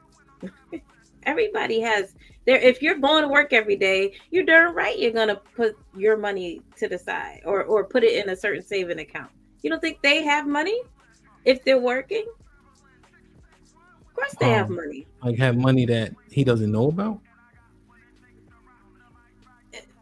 Did she say he doesn't know about it? Yeah. Yeah, they probably yes, of course they have money. If their mothers were smart enough to tell them that, they're smart enough to tell them make sure you something stashed. I will say I remember watching a But street interview, and it was these young white couples or whatever, and they were asking them how much they have in the savings account. The guys was saying about $30,000, $40,000 and everything, and then the women were like, "I have 120. I have I have 200." It was like, what the hell? They didn't know. Granted, they weren't married, shoot, but they were in relationships. So, mm You DJ, said they I want. saw some oh, go ahead. Sorry. Well, I'm just thinking, does that pertain? I was saying a woman who was married said that. same difference. Because if they hadn't had that street interview, you probably still wouldn't know about it, and they'd be married. Well, when you married, the dynamic changes entirely, right? Even the government. They already living You're together the and you're the everything. Only thing you're that's missing is dependent, that piece of paper. but it's Also important. too to the point or whatever. I know this young couple and everything, right? He's black, she's white. He works 6 days a week. She just sitting up in the house, got the degree and everything, but she don't work. And they like 24, 25 years old. But it's a flex to be married. It's a lot of responsibility, but it is a flex. There's plenty of content that says this women popping up out of a Maserati and a dude walk up to him and say, "Well, what do you do?" She's like, "What do you mean what I do? I'm a wife." It's a flex to be taken care of as a wife. men say this all the time, is we don't care about your degrees, we don't care about your certifications, we care about if you can respect, if you can be submissive, if you could be a co-laborer, if you can be receptive. There's a lot of men that say, I don't care about your degree, you could be a CEO of a company and I just don't care. Can you listen? Can you help me? Can you support me? It's a flex to be a wife. It really is. It's a big flex to be a wife. Yeah, but you can also be a wife that works. The point is that yeah, he don't like it because they struggling, and it's a good chunk of good chunk of men who, yeah, they don't care about their degrees and everything like that, right? I mean, care about the woman's Hmm. degree and everything like that because it's used as like some kind of leverage chip. Like, I'm smart, I got a degree, da, da, da, da, so I don't have to listen to you type shit. Hmm. That's when I think that they say that they don't care. But if she can generate some income and they need it, yeah, he cares. But is there a boss attitude that comes with, oh, I help you pay these bills, so I get to make decisions too? Or are you going to allow him to lead even though you're generating income? And you're going to allow him to tell you what to do with said income? Well, you can Yeah, answer that. no. But you can answer that, Des. Did you? No, I did not. But now I know that that comes with being a responsible wife. And I'm not, and I don't know. That's why I was going to answer the question. Just like Dr. G, I have the tools, I have the resources, but am I going to succumb to being a wife? Because there's a lot more responsibilities than just a pretty ring, a nice dress, and a same last name. Mm-hmm. Right, but at the I same thought it was time, a that depends on the temperament of that woman. So if she's gonna be an asshole, she's gonna be an asshole whether she got a degree and a job or not. Just because you Interesting. got it, don't mean that you gonna that just because you got it don't mean you're gonna be no asshole. Mm, Mm-hmm. I think there's particular rhetoric that comes though, Callie. So Yeah, I spoke to that. what I'm just saying, you say different things depending on working or not, I guess. But I guess What you're you mean? saying they go. So like if she's not working, she can say things like kind of how you say, like communicate a level of non appreciation or respect because that's because he brings in the money. Like how would it sound? Like I'm trying to think how it would sound. Like like a lack of appreciation for um him working and her not. And if she is working, to what Dad said, well, I'm working, so why you get the big piece of chicken? I guess you're right. Yeah. It's that activity. If that person is an asshole, it's gonna be activity on either end. Mhm. Hmm. So is a healthy marriage a flex or having a marriage in general a flex? Which I was one's going to the ask flex that so I too. can understand? Yeah. I think a healthy marriage is a flex. Well, Des, you didn't mean just any marriage, right? You right. You meant Yeah, of course. I right. didn't just mean like just whatever. I'm just saying like when you have a certain dynamic and everybody understands said dynamic, that's the flex. Because if a woman trusts her husband to do the things that he's going to do as a husband, then it is a flex. She gets to relish in being a wife. I'm sure she has other responsibilities.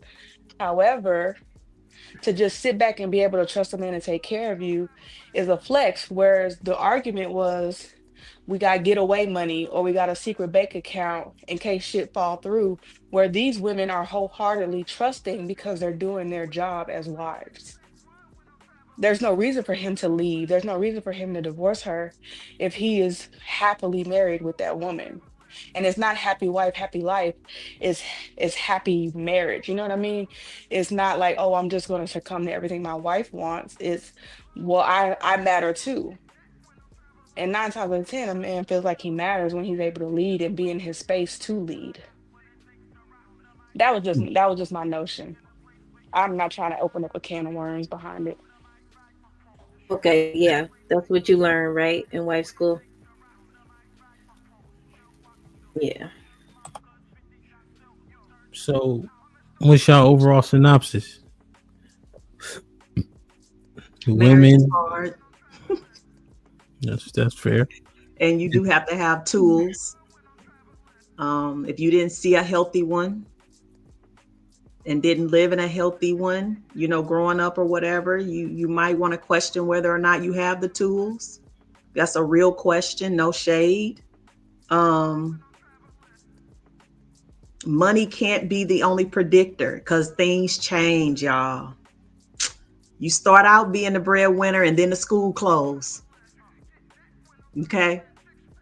Now you're liquidating assets. Okay. So the one who wasn't a breadwinner is not a breadwinner. What that look like? So I just think we have to, you know, we got to consider some more concrete things when we start coupling. And that's all I'm going to say about it, y'all, because these relationship conversations, listen, you got me. I'm listening. Okay. What do you think the majority of our women are, you know, marriage is their goal? Or do you think?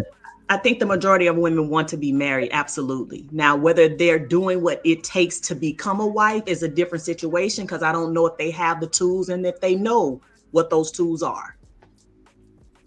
Okay. Dr. G, from your perspective, what is a woman doing until a man says, will you take this ring? Will you marry me? What is a woman doing? She got to work retail at Rainbow. No. No, seriously, I really want to. No, I think she's really just living her life and dating and hoping to find the right one will walk into her life, and now she's no longer dating, she's married. I think that's what it is. I don't know that there's much preparation for it. I think we just kind of think you meet the right person and voila, you know. Yeah. Other than that, she's just living her life. Yeah, I think there's things you have to develop, right? I think oftentimes we hear so many things like, how do they say? I've been proposed to this many times, that many times, right? And so, what's the catalyst behind that? Right? Are we valuing things that are not as valuable to the person that we're trying to link with? Right. And then what are we developing in terms of relationships? Or are we focused on one goal that doesn't really help supplement a relationship or help us be better in a relationship, depending on what you prioritize? Like what? I need tangible examples. Like what? So for instance, if your goal is to be independent, right? And that's your mantra, right? That's what you wake up and you read it on your ceiling. When you get with a person, how does that go? But what if it's not? What if you're living life? Well, you can ask a question. So this is what disingenuous about what you keep asking, sis. So so what is hypothetical? Yeah. Right? So I'm saying, I'm giving you a tangible answer. Why don't you respond to what I said? Oh, you said okay. What if it's not? My bad. So what if a person's mantras, I'm independent, you know, singing those. And so think about the trajectory. Yeah, I'm independent. I don't need this. I don't need that. I'm gonna get it all on my own. House, car, right? Now I get with a man. How do we assimilate to one another? Right? Because essentially a lot of people still think in traditional ways, regardless if they admit it or not. And so what happens in that dynamic when you've been doing it all on your own? Now you got a man, let's say he's developed himself. I see a potential clash. What if you're doing it, but not per se singing the songs and saying it aloud? What if you're just doing it? What if you're just living it? I think that would be optimal. But what we hear as a sentiment is that the women who have had those trajectories be a little bit more, let's say, disagreeable.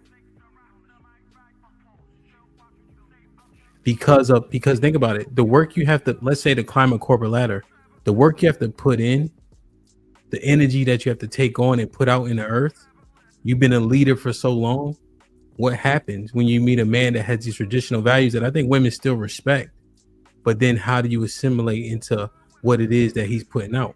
it seems a little bit more difficult. It seems like it would just naturally be more difficult, and not even purposely or maliciously, I should say. Not so much. Not so much. If she really likes and respects that man, it's okay. It'll the relationship will unfold the way it should. If she likes him, loves him, loves him, and respects him, it's going. She will allow him to not allow. Well, you guys hate that allow, but she will be, fall in her place.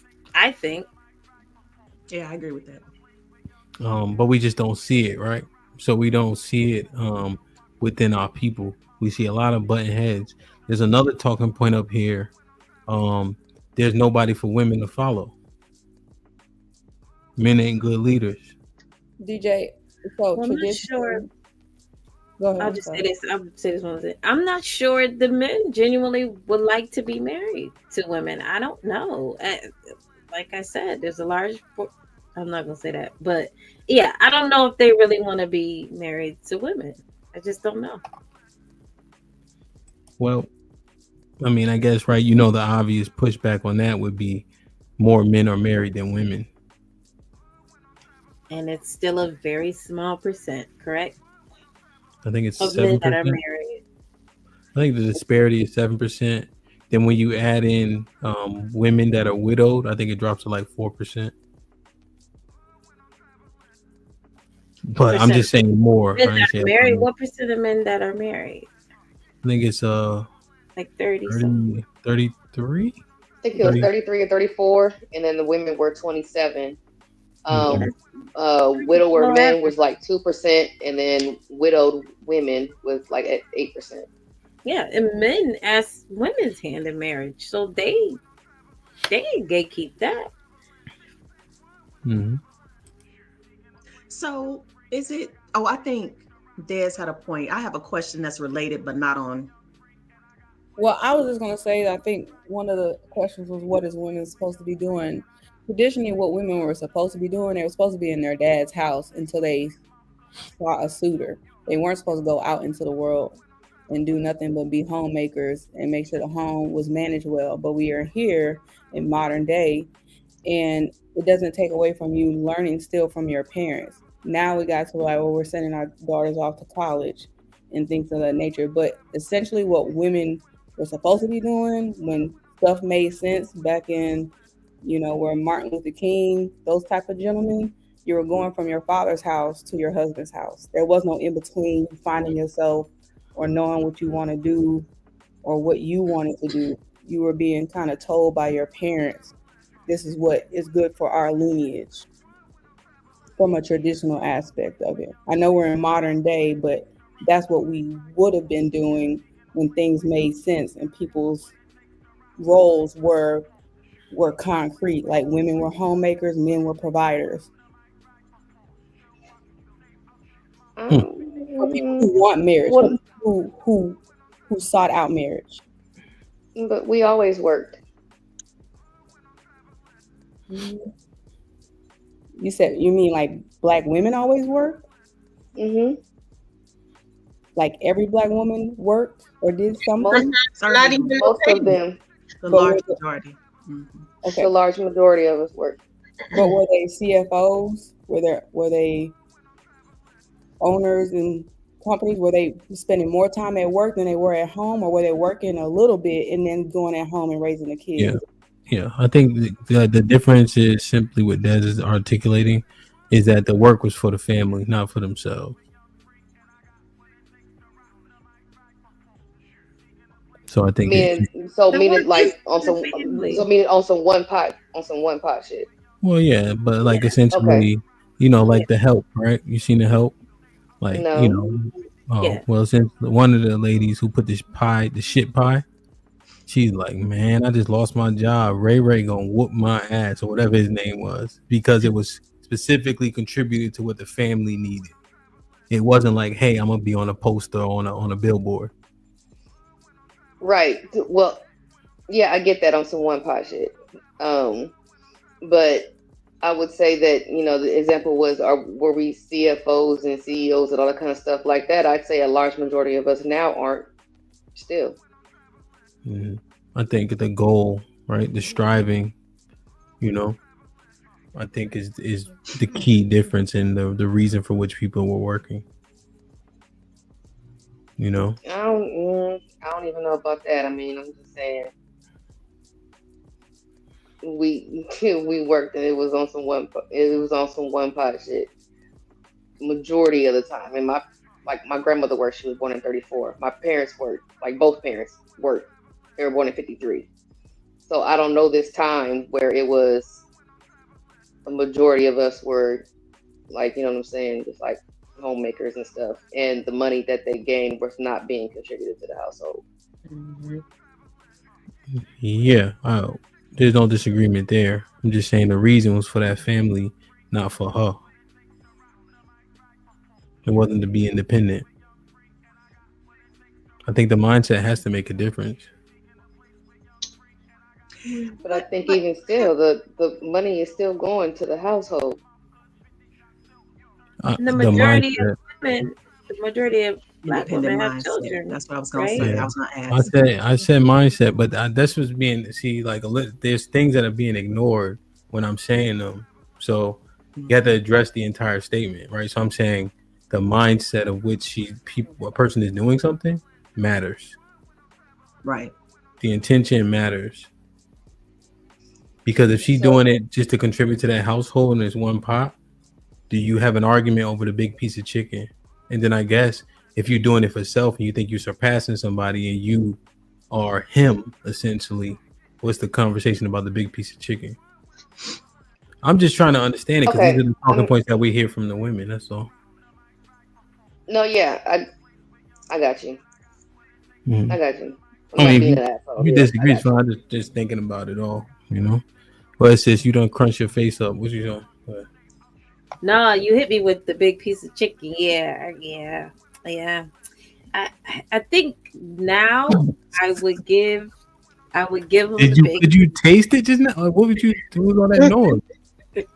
Why you I did think that? now I would, after processing, I would still, the man is the breadwinner. Like I would still have to give him the big piece of chicken, even if I did make a little more out of respect. It would be interesting, but I force it, you know. Aww. That's nice of you, sis. I do with a smile too. I do it. Sure Word. would. If I respect them, yeah. Yeah, still the head of the Oh, household. dang it. And then she throw in if I respect them. Caveat, boy. Well, yeah, I mean, the respect got to be there for him to be able to effectively be the head of I household, can hear sis regardless of the now. amount of money that he's in. I Callie, mean, that he's making. I can hear sis now, Callie. Soon as she getting that mad broke ass nigga this, shut your broke ass up. You better be glad I'm loyal to my black man because I would be out there with Brad right now. Right now. Don't put that on sis. Nah, hell no. That ain't Especially that not, one don't especially not fit. the white man. That's a little too far, Alexis. That ain't it. That ain't it for sis. So what y'all think, man? Y'all think the majority of black women is marriage still the goal, man? What you think, Des? No, not like what marriage is supposed to symbolize. I think to, you know, on to have like a social standard. Yes, like I got my man, I got the ring, I got the kids. I think that's where it is. I don't think it's for what marriage is really supposed to symbolize. Mm-hmm. Okay. Lex, yes, no, marriage still the goal for black women? Nah, Or is it's it not. not the goal? It's not the It's goal? not. Nah. Dr. G? I think it is a goal. But I like to look at root causes. And so I just wonder if we are equipped, if we know what this role actually entails. Okay. Sis? Say it for me. What's the question? Is marriage not the goal? Okay. I thought thought I answered that. I wasn't sure. It's to close it. Oh, I'm still not sure. Damn. For overall. Go ahead, Callie. Yep, I say the majority is the goal still. People still want to be married. All right, so this one is still up in the air then. Like, share, subscribe, tell a friend, and tell a friend. Hit that like button right now if you can. That helps the channel the most. Let's do one more. Reese was popping, been a member for 8 months. All right, let's do one more for the hood. You spun already, Callie? You did? Sis, did you spin? All right.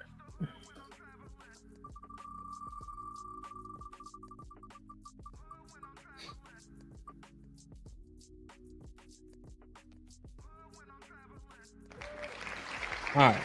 So we had this conversation all the time. I'm trying to figure out what's what essentially. A woman should be able to wear whatever she want, whenever she want, wherever she want. And that shouldn't define her, nor should she be stifled in her wardrobe.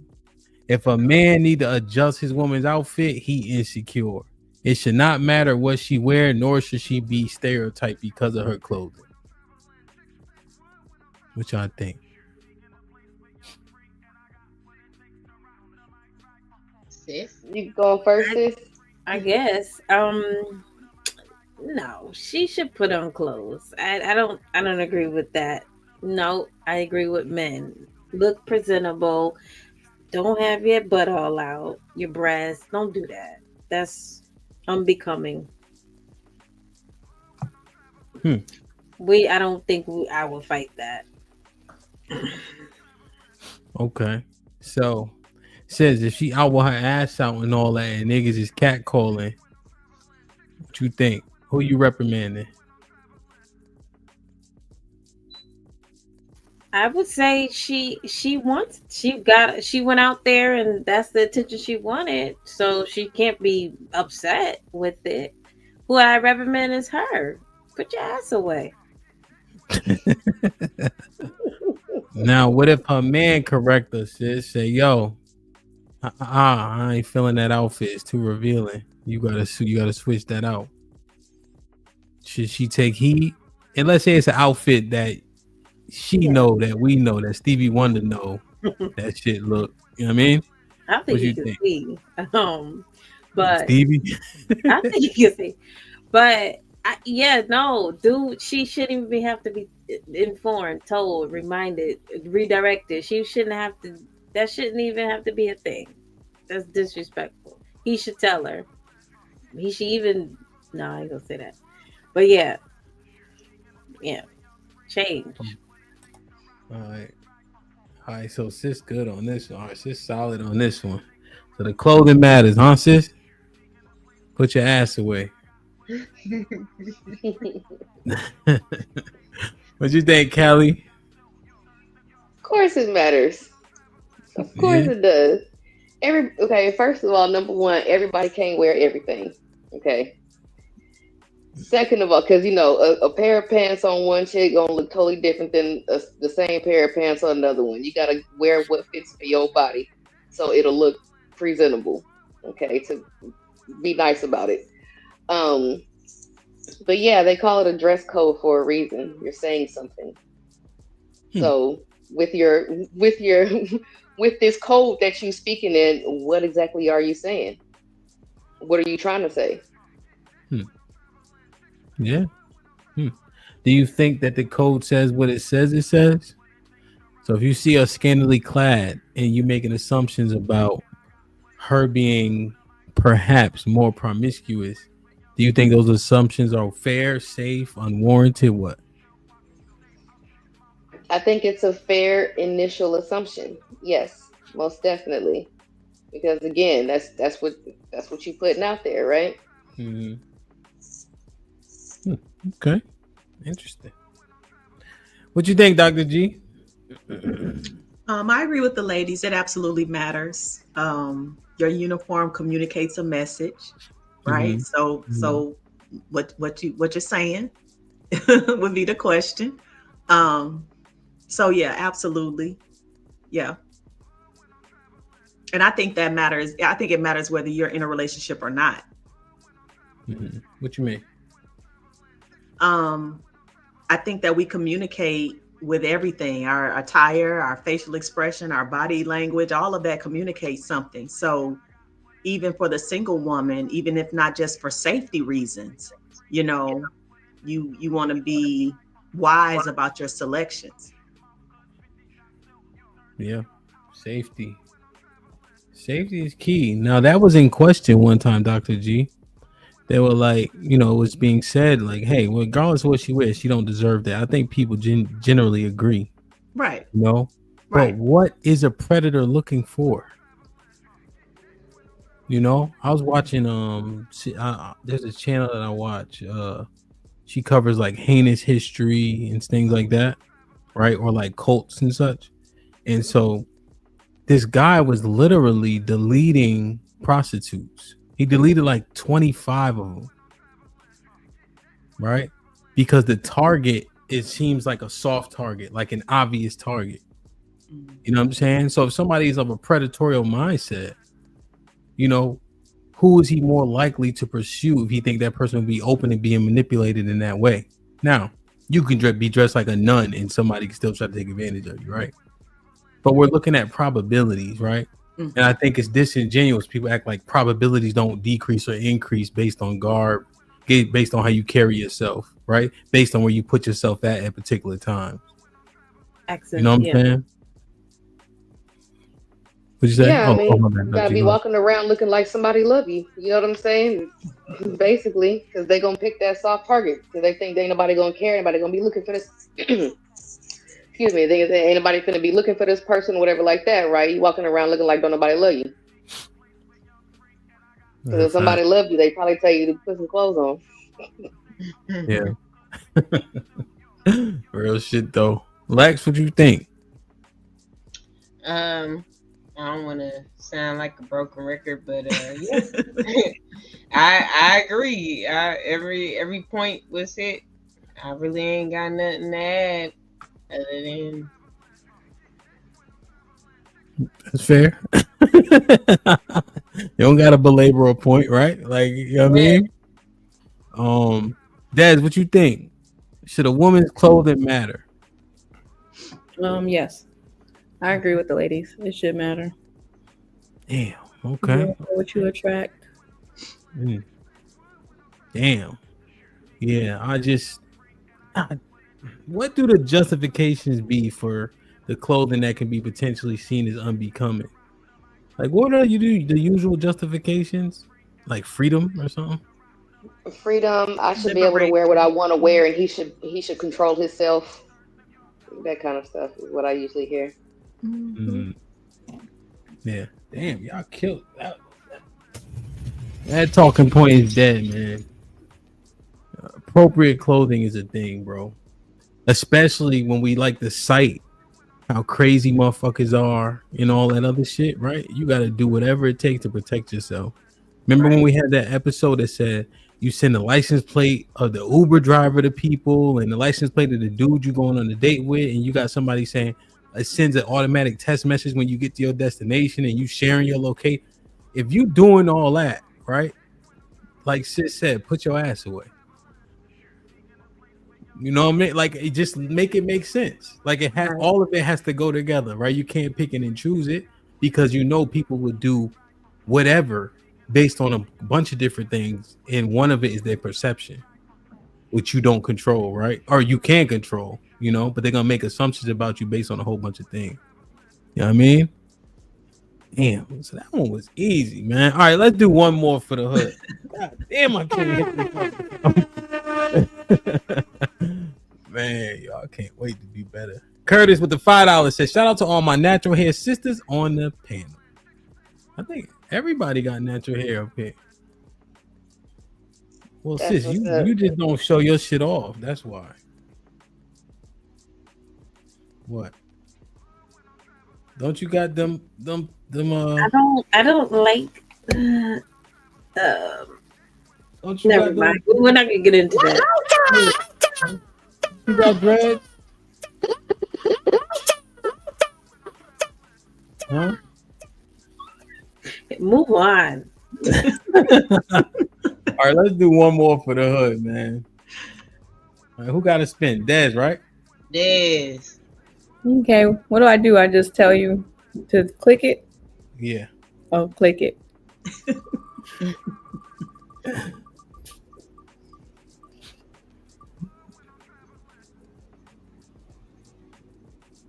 Okay. All right. Oh, goddamn. Why did So, I? this one. So, we have the argument back and forth and back, right? The chicken on the egg, essentially. And it's always saying that men are making the women they complain about, right? As an example, men want access to sex. You heard that before? Yes, I have. And will have sex with women regardless of their intention. Yes, I've heard that too. They put a vagina on the lamppost outside my house. Niggas been out there all week.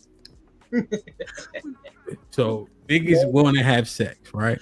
Yeah. And then the body count thing comes into play, who she slept with, etc. But men will gladly have sex with her with no intention, right? Okay. And rack up the body count that will then qualify her depending on the man you ask for as a whole. The man you ask about it as a whole, right? Hmm. So the talking point I heard from women is men are making the women they complain about, especially sexually. Which I think. Do I answer first? Yeah, Yes, Des. Lex, you don't get off my goddamn head, Lex. Okay, we in Hey, week thank you for goddamn coming two. back. Thank you for We coming in back. week 2, goddamn it. I will say that discipline is self-owned. Because you could know women have a sense of discernment to know when a dude is just trying to bone and when a dude really into you the long way. So I think and I feel that that you should have some self-preservation and not stick and move like these dudes do, because he can't gain access to what you don't give to him. And I'm gonna rest my plane there. So you saying women control access to the sexual part? Yes, unless you're raped or drugged and raped, your body count can't get no higher than what you allow inside of you. Yeah, 100%. Unless somebody take advantage of you, right? Yeah. Yeah. And there's discernment, and some dudes are some dudes trick, and there's trickery involved. However, it's a lesson, right? It's a lesson, so then you don't rack up 10, 15, 20 bodies behind him, because men don't reinvent the wheel. They all do the same little games, There's love bombing and some more stuff. But like I said, I rest my plane. Body count and becoming a hoe or whatever the case may be is solely dependent on self-discipline, unless you're just out here getting ran through because you're drugged and you're raped continuously over and over again. Now I'm going to land my plane there. Yeah. Okay, Dash. What you think, Callie?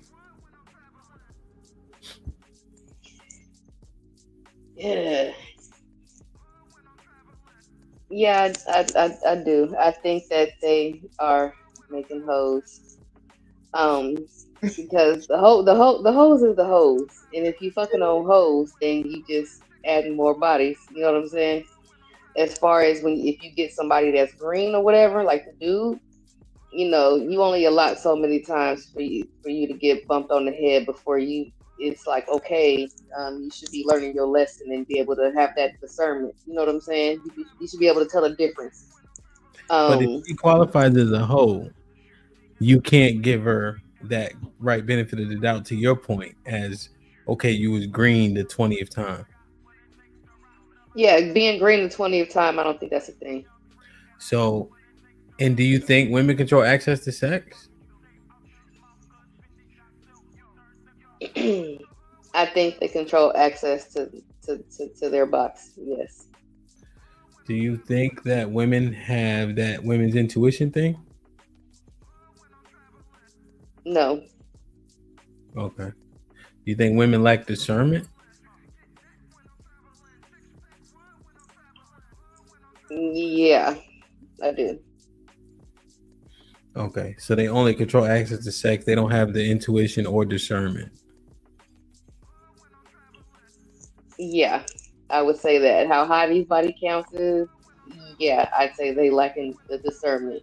At the very least, they're lacking the understanding of the lessons that's learned. That just that depends on what it is that she's trying to do, right?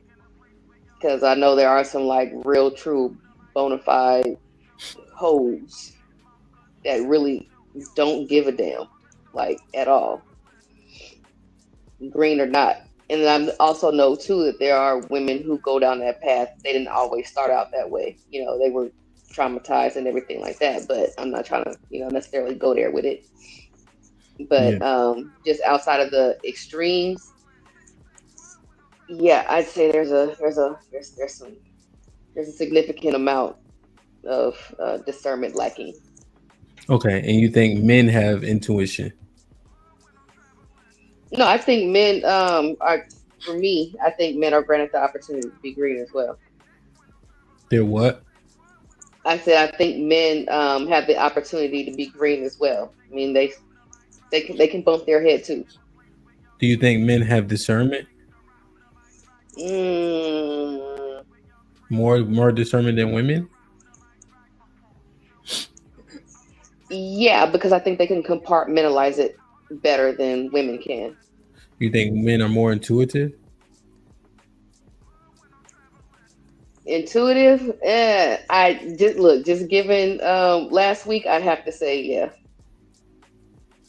So you think if men have all these advantages, this is the reason why they can create hoes, even though she controls access to sex? Yeah, just off the top of my head, then I would have to say, I'm just thinking about people. I'm just thinking about dudes that I know. Yeah, they be knowing what they're doing. They be know what they're doing. After a certain amount, like after that first like couple of heartbreaks, after they're over being green, they either turn into being cool or they turn into demons. Okay. No, I understand. But you're saying so based on the advantages that men have over women, this is how they create the hoes. I think that's safe to say for now, yes. Damn. All right, ladies. So y'all don't have that intuition thing that y'all be talking about. And y'all discernment is in the pits. I can't agree with that, Callie, but that's just because like you can tell when a dude, like how a dude talk, like you can say if he off the rip, like talking physical and like asking you for kisses and hugs and y'all just met within 24 hours, like you know what he's looking for. He's looking for that hot box. And then you could just fall back and be like, you moving too fast for me. Like you could read the writing on the wall, essentially. It's just different conversation. And people lie in interviews all the time. So a dude just might be able to wait longer than the other dude, but by the time he done waited longer, you done gave him all these tests. I feel like he now is emotionally attached, and that's the dude that you probably gonna have a long relationship with. But every dude is going after the cookie box. That's their bread and butter. What you saying? Yeah, I think the 24 hours thing that you were talking about, that's like the obvious. I don't there should be no impression that he likes me because he don't even fucking know me. You know what I'm saying? You're a stranger. But those dudes who are like wanting to jackrabbit in you for 3 minutes and then going about their business, they show their cards. They're not as poised as the dudes that's gonna finesse. You know what I mean? But you just gotta play chess while they playing checkers. But essentially, regardless, the woman is in control of that. In my opinion. I know you said that.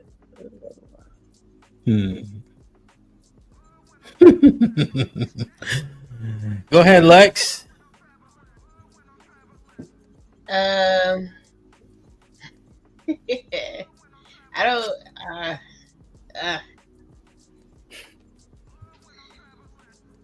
How y'all be sitting there?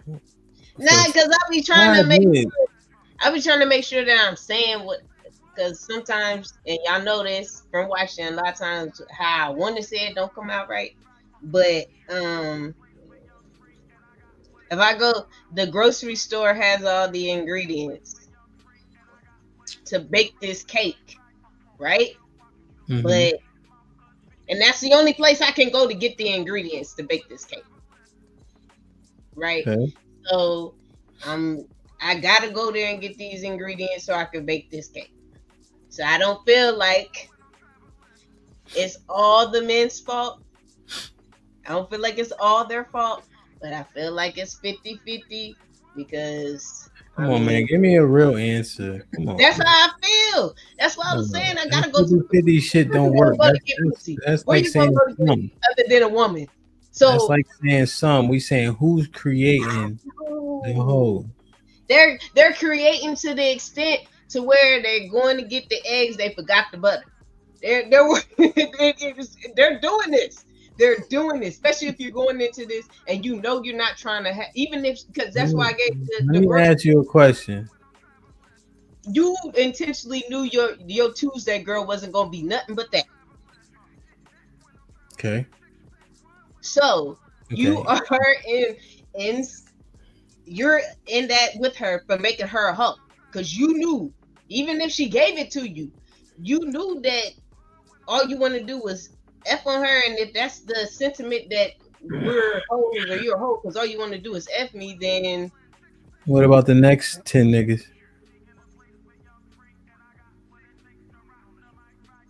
all them. Did she get duped again?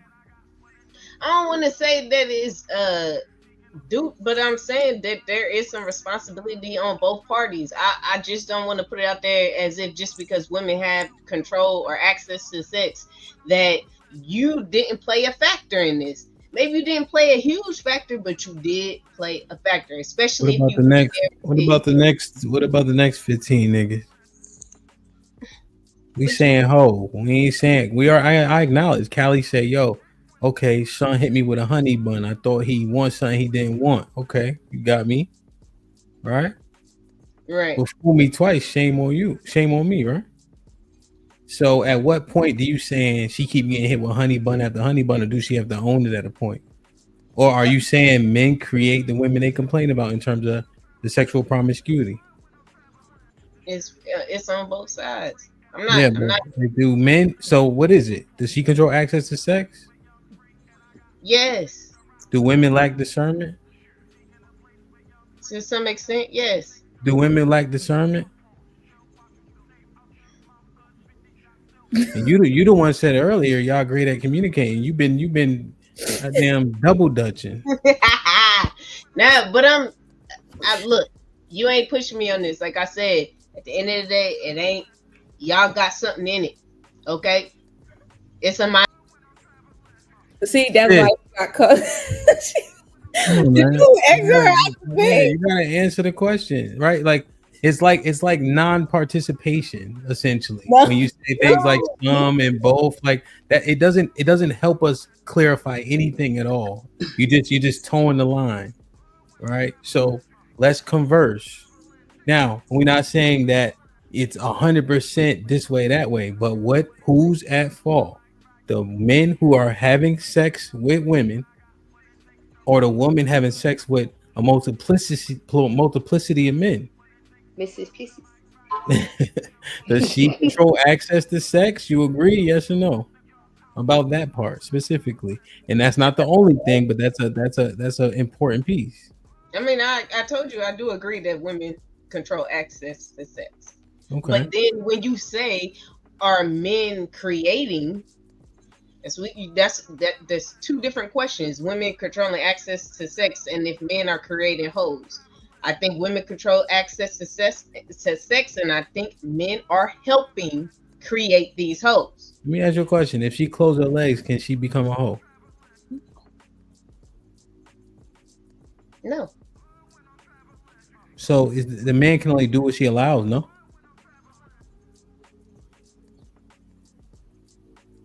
So now, if she allows 20 men, is they fault?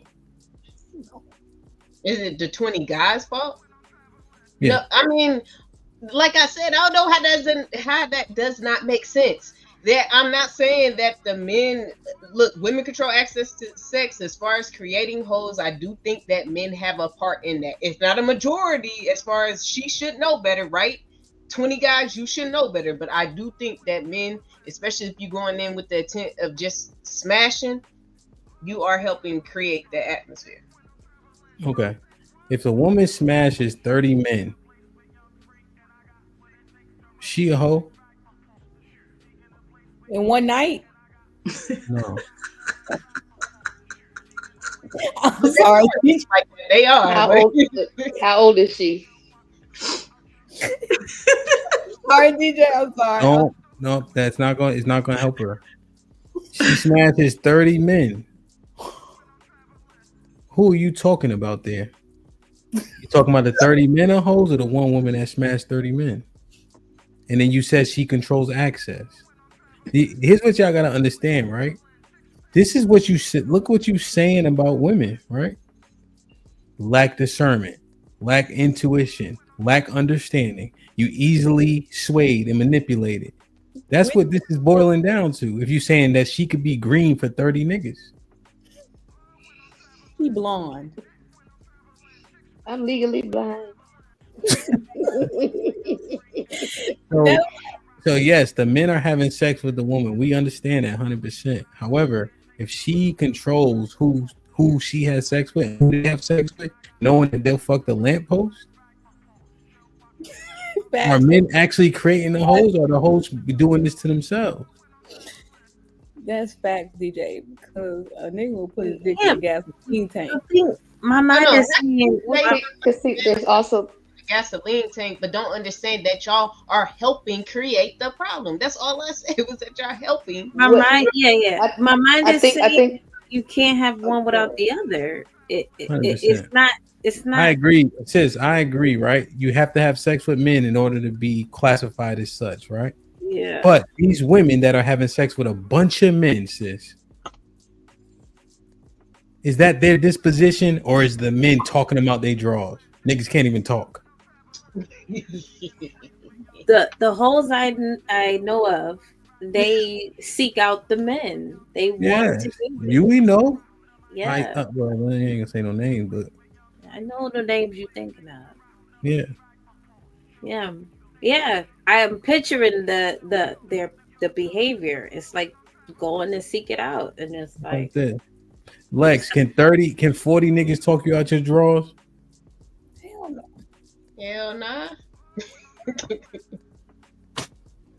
But that also is like goes to me as a person, man.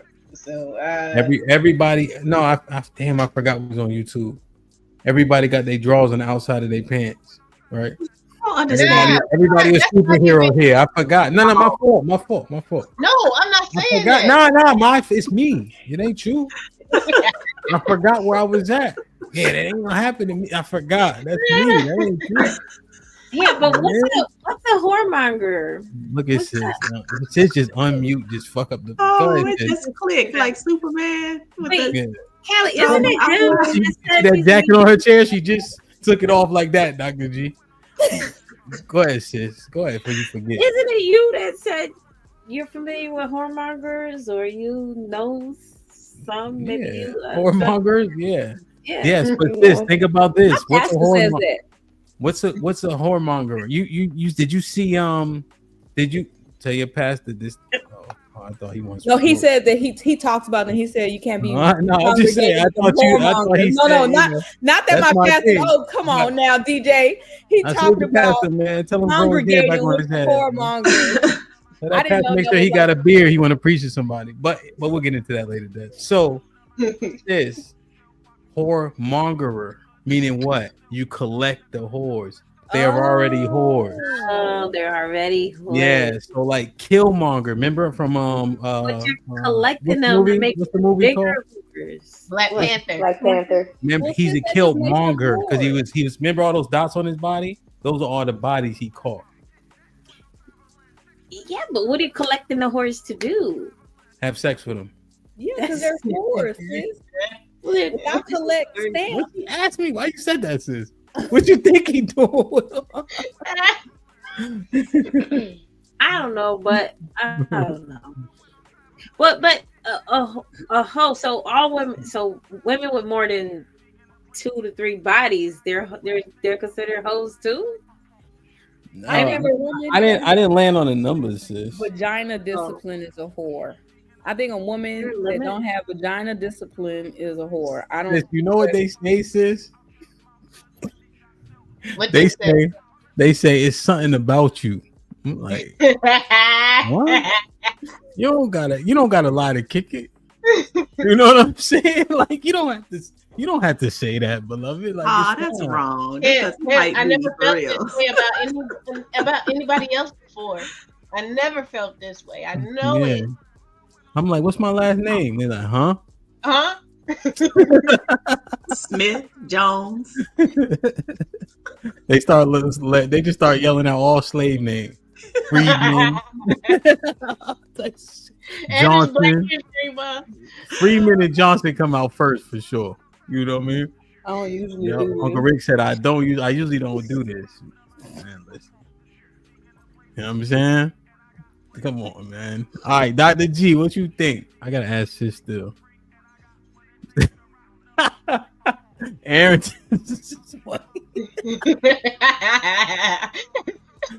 it'd be hell yeah, like my DJ. Yeah, that's funny. That's funny, Aaron. Go ahead, Dr. G.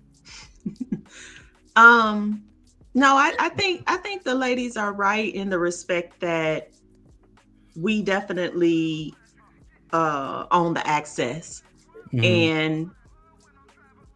And the women who are out there like that, that's what they're doing. They're doing it consciously. They're not mistakenly winding up becoming what we the whole. They are conscious of what they're doing. This is just what they're doing. So to answer the question, and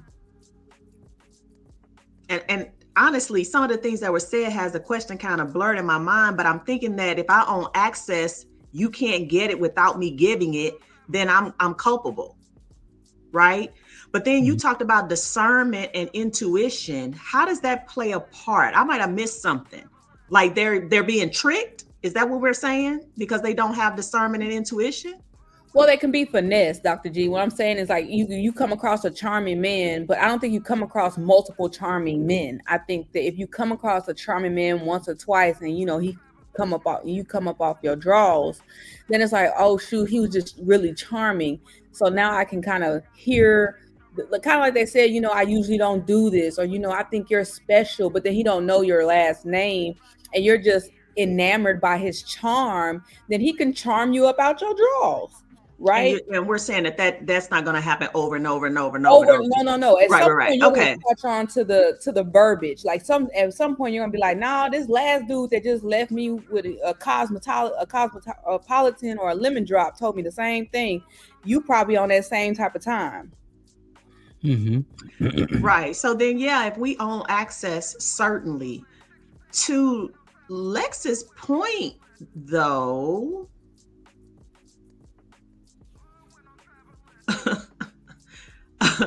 Are we supposed to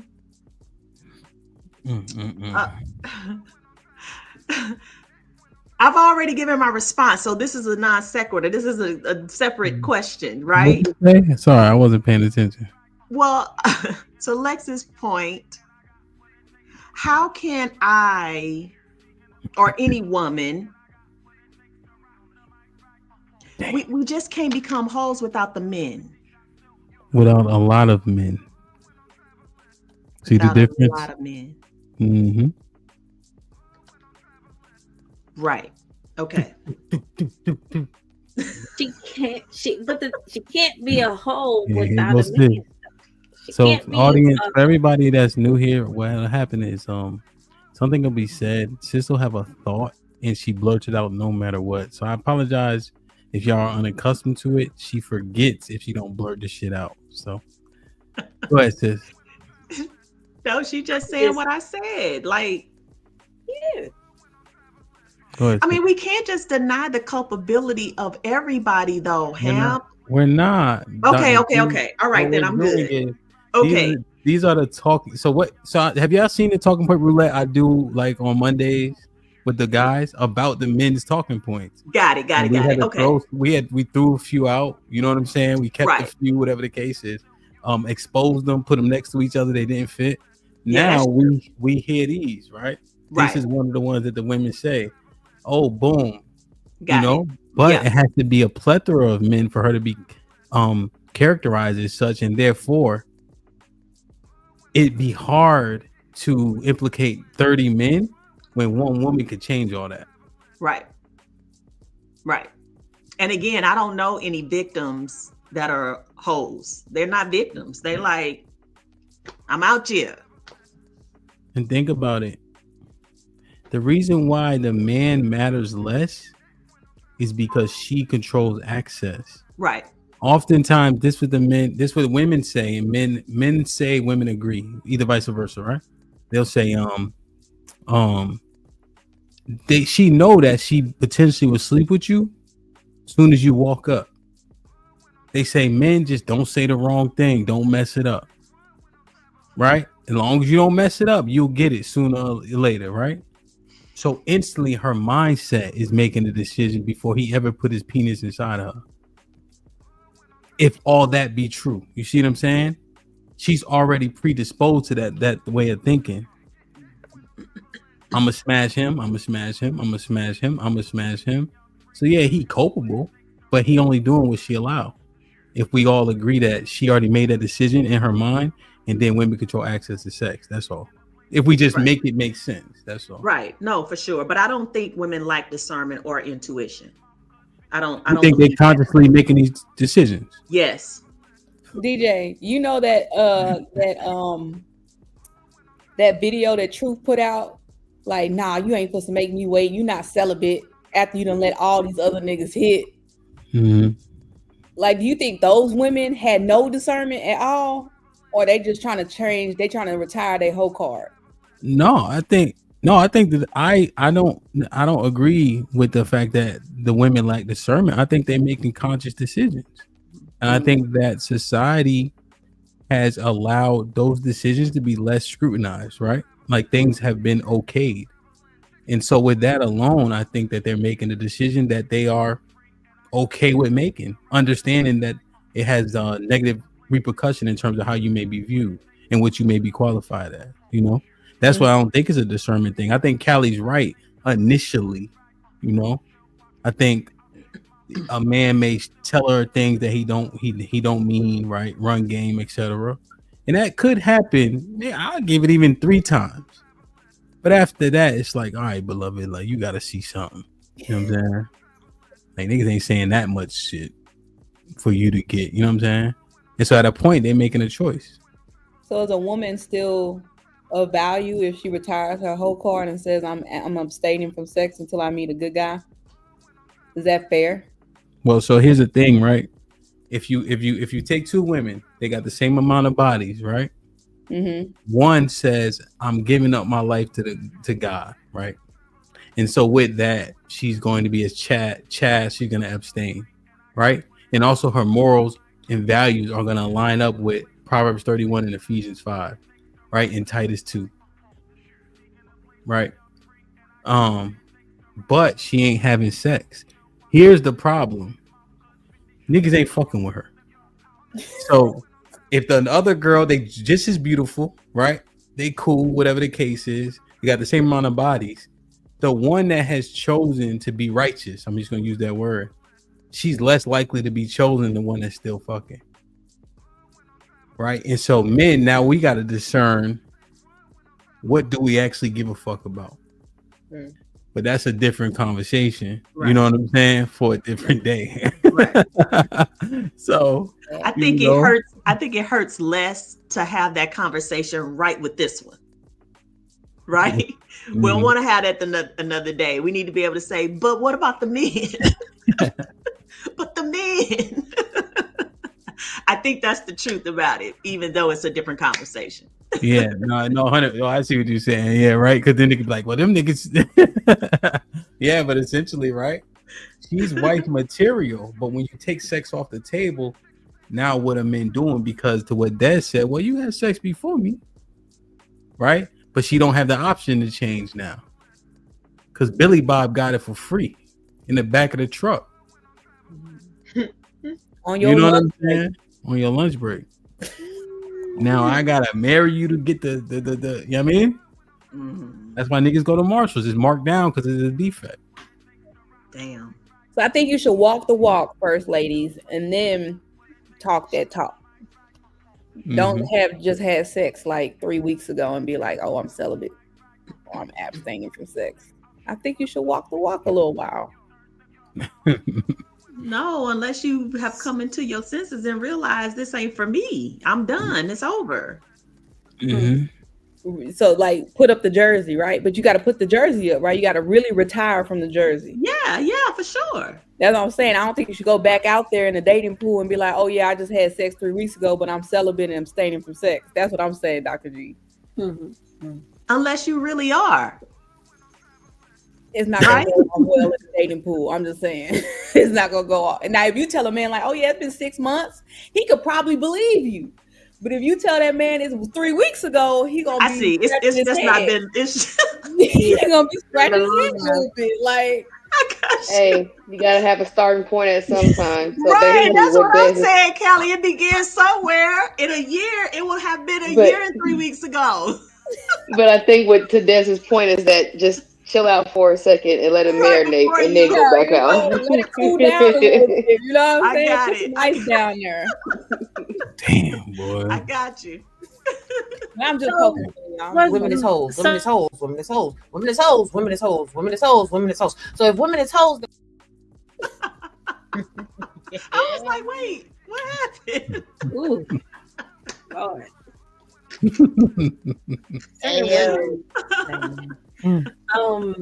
Go ahead, sis.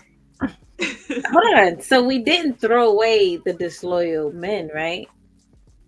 No, not that one's still TBD. Okay. Just making sure that one wasn't.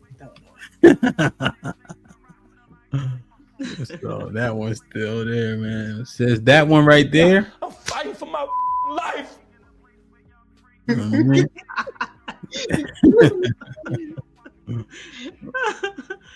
But yeah, man. Damn. I think that's good. But let me see. Yeah, I think that's a good one to end on. Honestly, there's a bunch more. Not enough good men. Black men. What's that one? Oh, whoops. Damn, I didn't mean to spin it. There's a few up here, but I'm gonna let it ride. Damn, this one again. Y'all want to do it? Nah, don't worry about it. Hey, but after you spin it, doesn't it take it off the wheel? Only if I hit remove. Oh, okay. This is men are not leaders, but this one take a long time. Yeah, it's gonna be a while. Yeah. Damn, man. All right, so we got only one survived, I think. Only one actually survived under scrutiny was the loyalty thing. That one still seems to be standing. But the communication, bathroom. What was the other ones? Hoes. The hoes and the dress code. How women dresses. Dress code. Put him in the fucking bedroom. Get him out of here. The clothes, hoes. The hoes. Put him in the fucking bedroom. Get him out of here. Come on. What's the other one? Communicators. Women communicators. Put him in the fucking bedroom. Get him out of here. Come on. Hey. Right now, I don't want to hear nobody talking about we can. I'm gonna say, well, Dr. G, sis, Des, and Callie said, no, y'all don't. I'm for real. I'm on that. They're gonna get on Callie ass in that Discord. They gonna get on y'all ass. Callie already said I wasn't talking about you. I was just saying don't matter. It don't matter.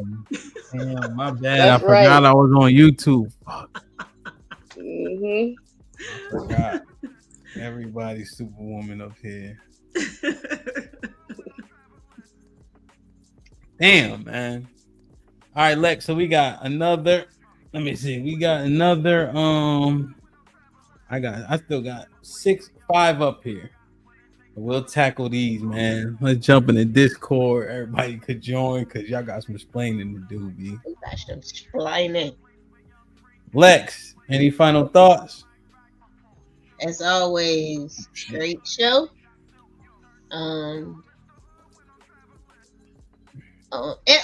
Can I point out something? That clip of Raw B doing the women as hoes. That was the night we brought in my birthday, and my fro was popping in that clip. Okay, it was popping in that clip. I just want to throw that out there. You know what I mean? So but yeah.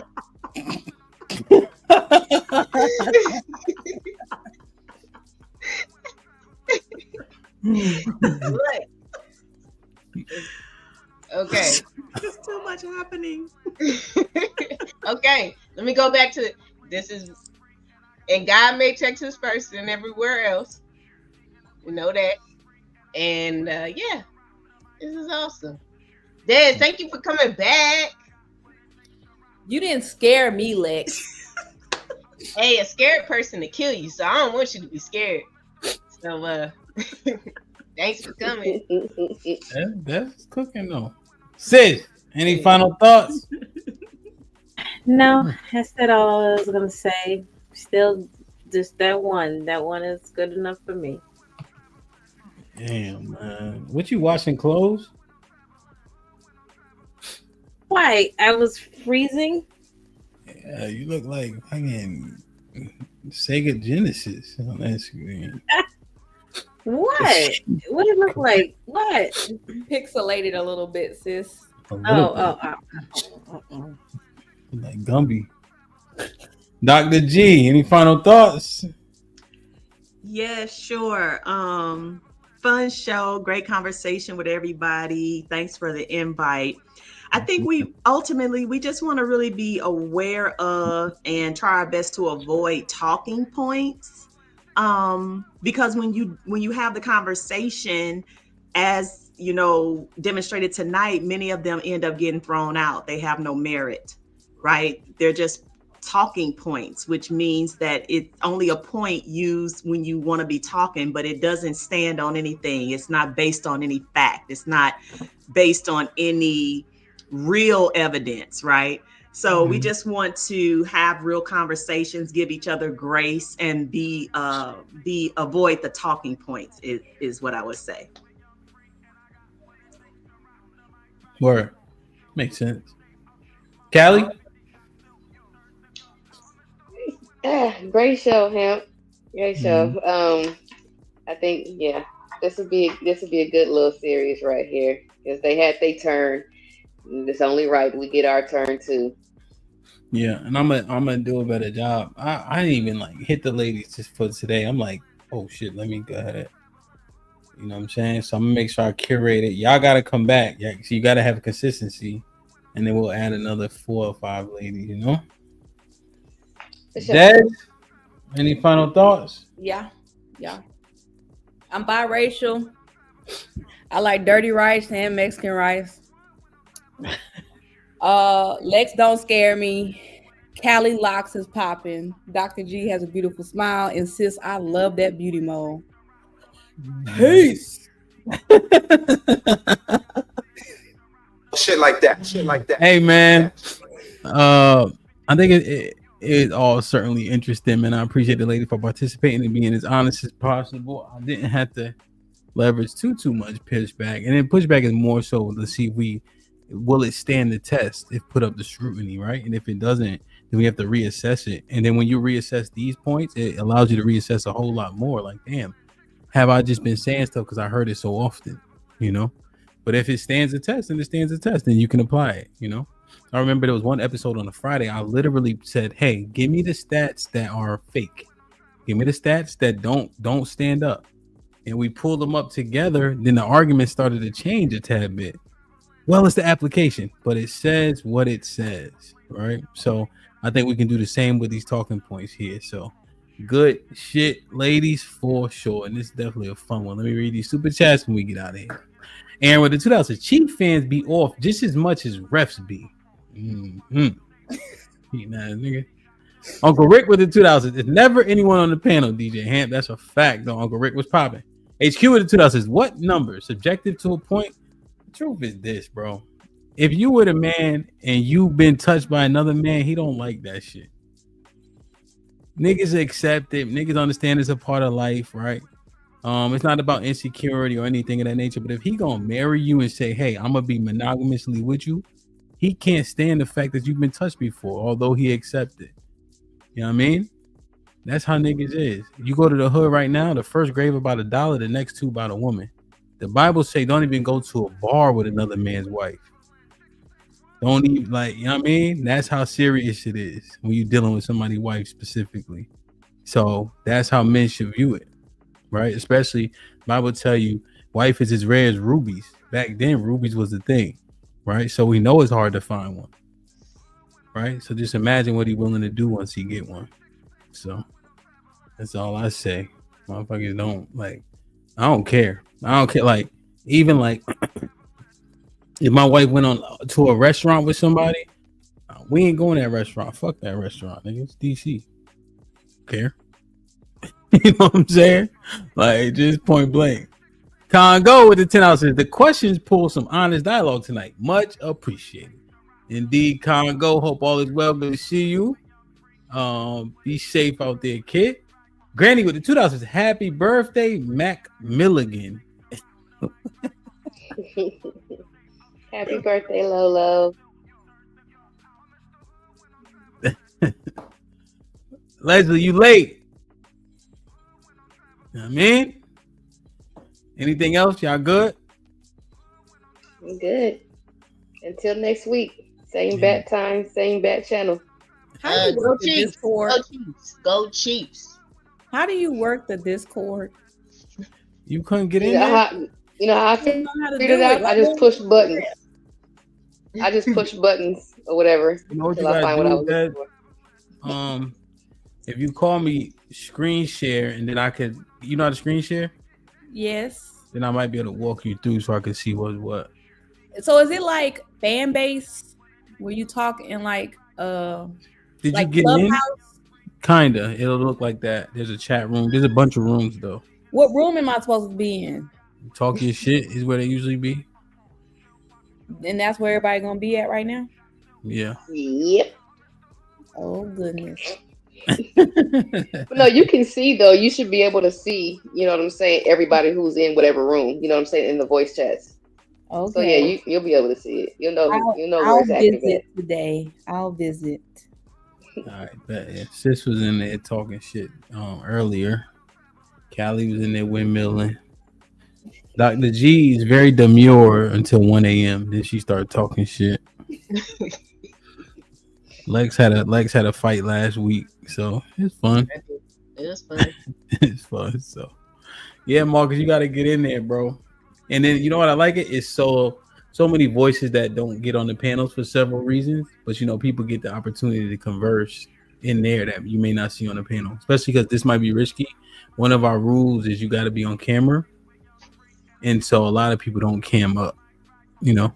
But in the Discord, they're allowed to, you know, converse. So, Orchard, don't judge me. I'm nocturnal. Dr. G, stay out the chat. Dr. G got Vaseline like she a first grader. Where you go? Your mom got you dressed. No. Is it cold where you at? Hell. Adelaide. Y'all never had that? Oh, y'all not from up north. So you get Vaselined up when it's cold out. No. When I was a kid, listen. When I was a kid, I used to couldn't stand this oily skin. Okay. Now that I'm an adult, I'm like, yes, thank you. Thank you. You just moisturize, Dr. G. I like your skin. My the oily skin is dope now. My grandson saw a picture of me in second grade, and I had the little shimmer. My forehead, I always got the little shimmer. And he said, Gigi bumper the head. He thought it was a hickey. Gigi bumper the head. But Dr. G, man, you know they call me Hamp Hits, right? You know I can hook you up with somebody. I'm 3 and I think I'm 3 for 2, 3. I'll let you know. I ain't ready. He said, "I'll let you know." The honesty. I already hooked. So we got a race, man, at the Atlanta. I'm talking about the races. Arnold versus Love C is the race. They're racing 50 yards. Like in a running race?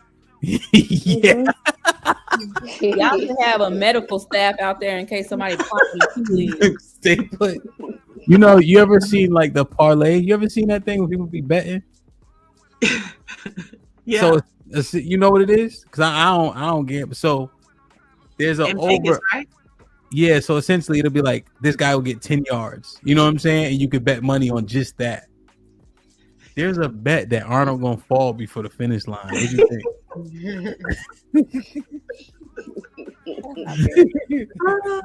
Well, I will make sure I'm front and center. There's another bet. They said it's gonna take him 3.5 minutes to catch his breath. 50-yard dash. I'm like, y'all got some crazy parlays for Arnold, man.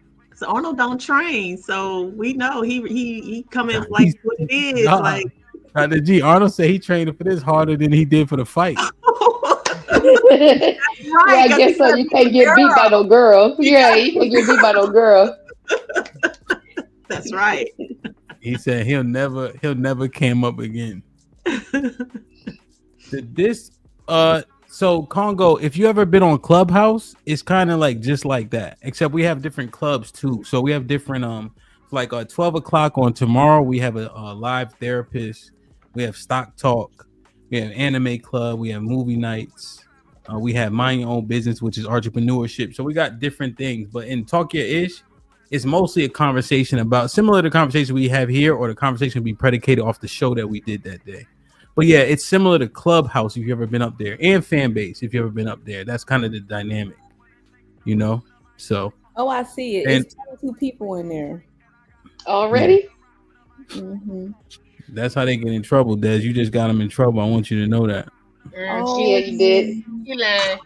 She lied. Damn, I dry snitched. She sure did.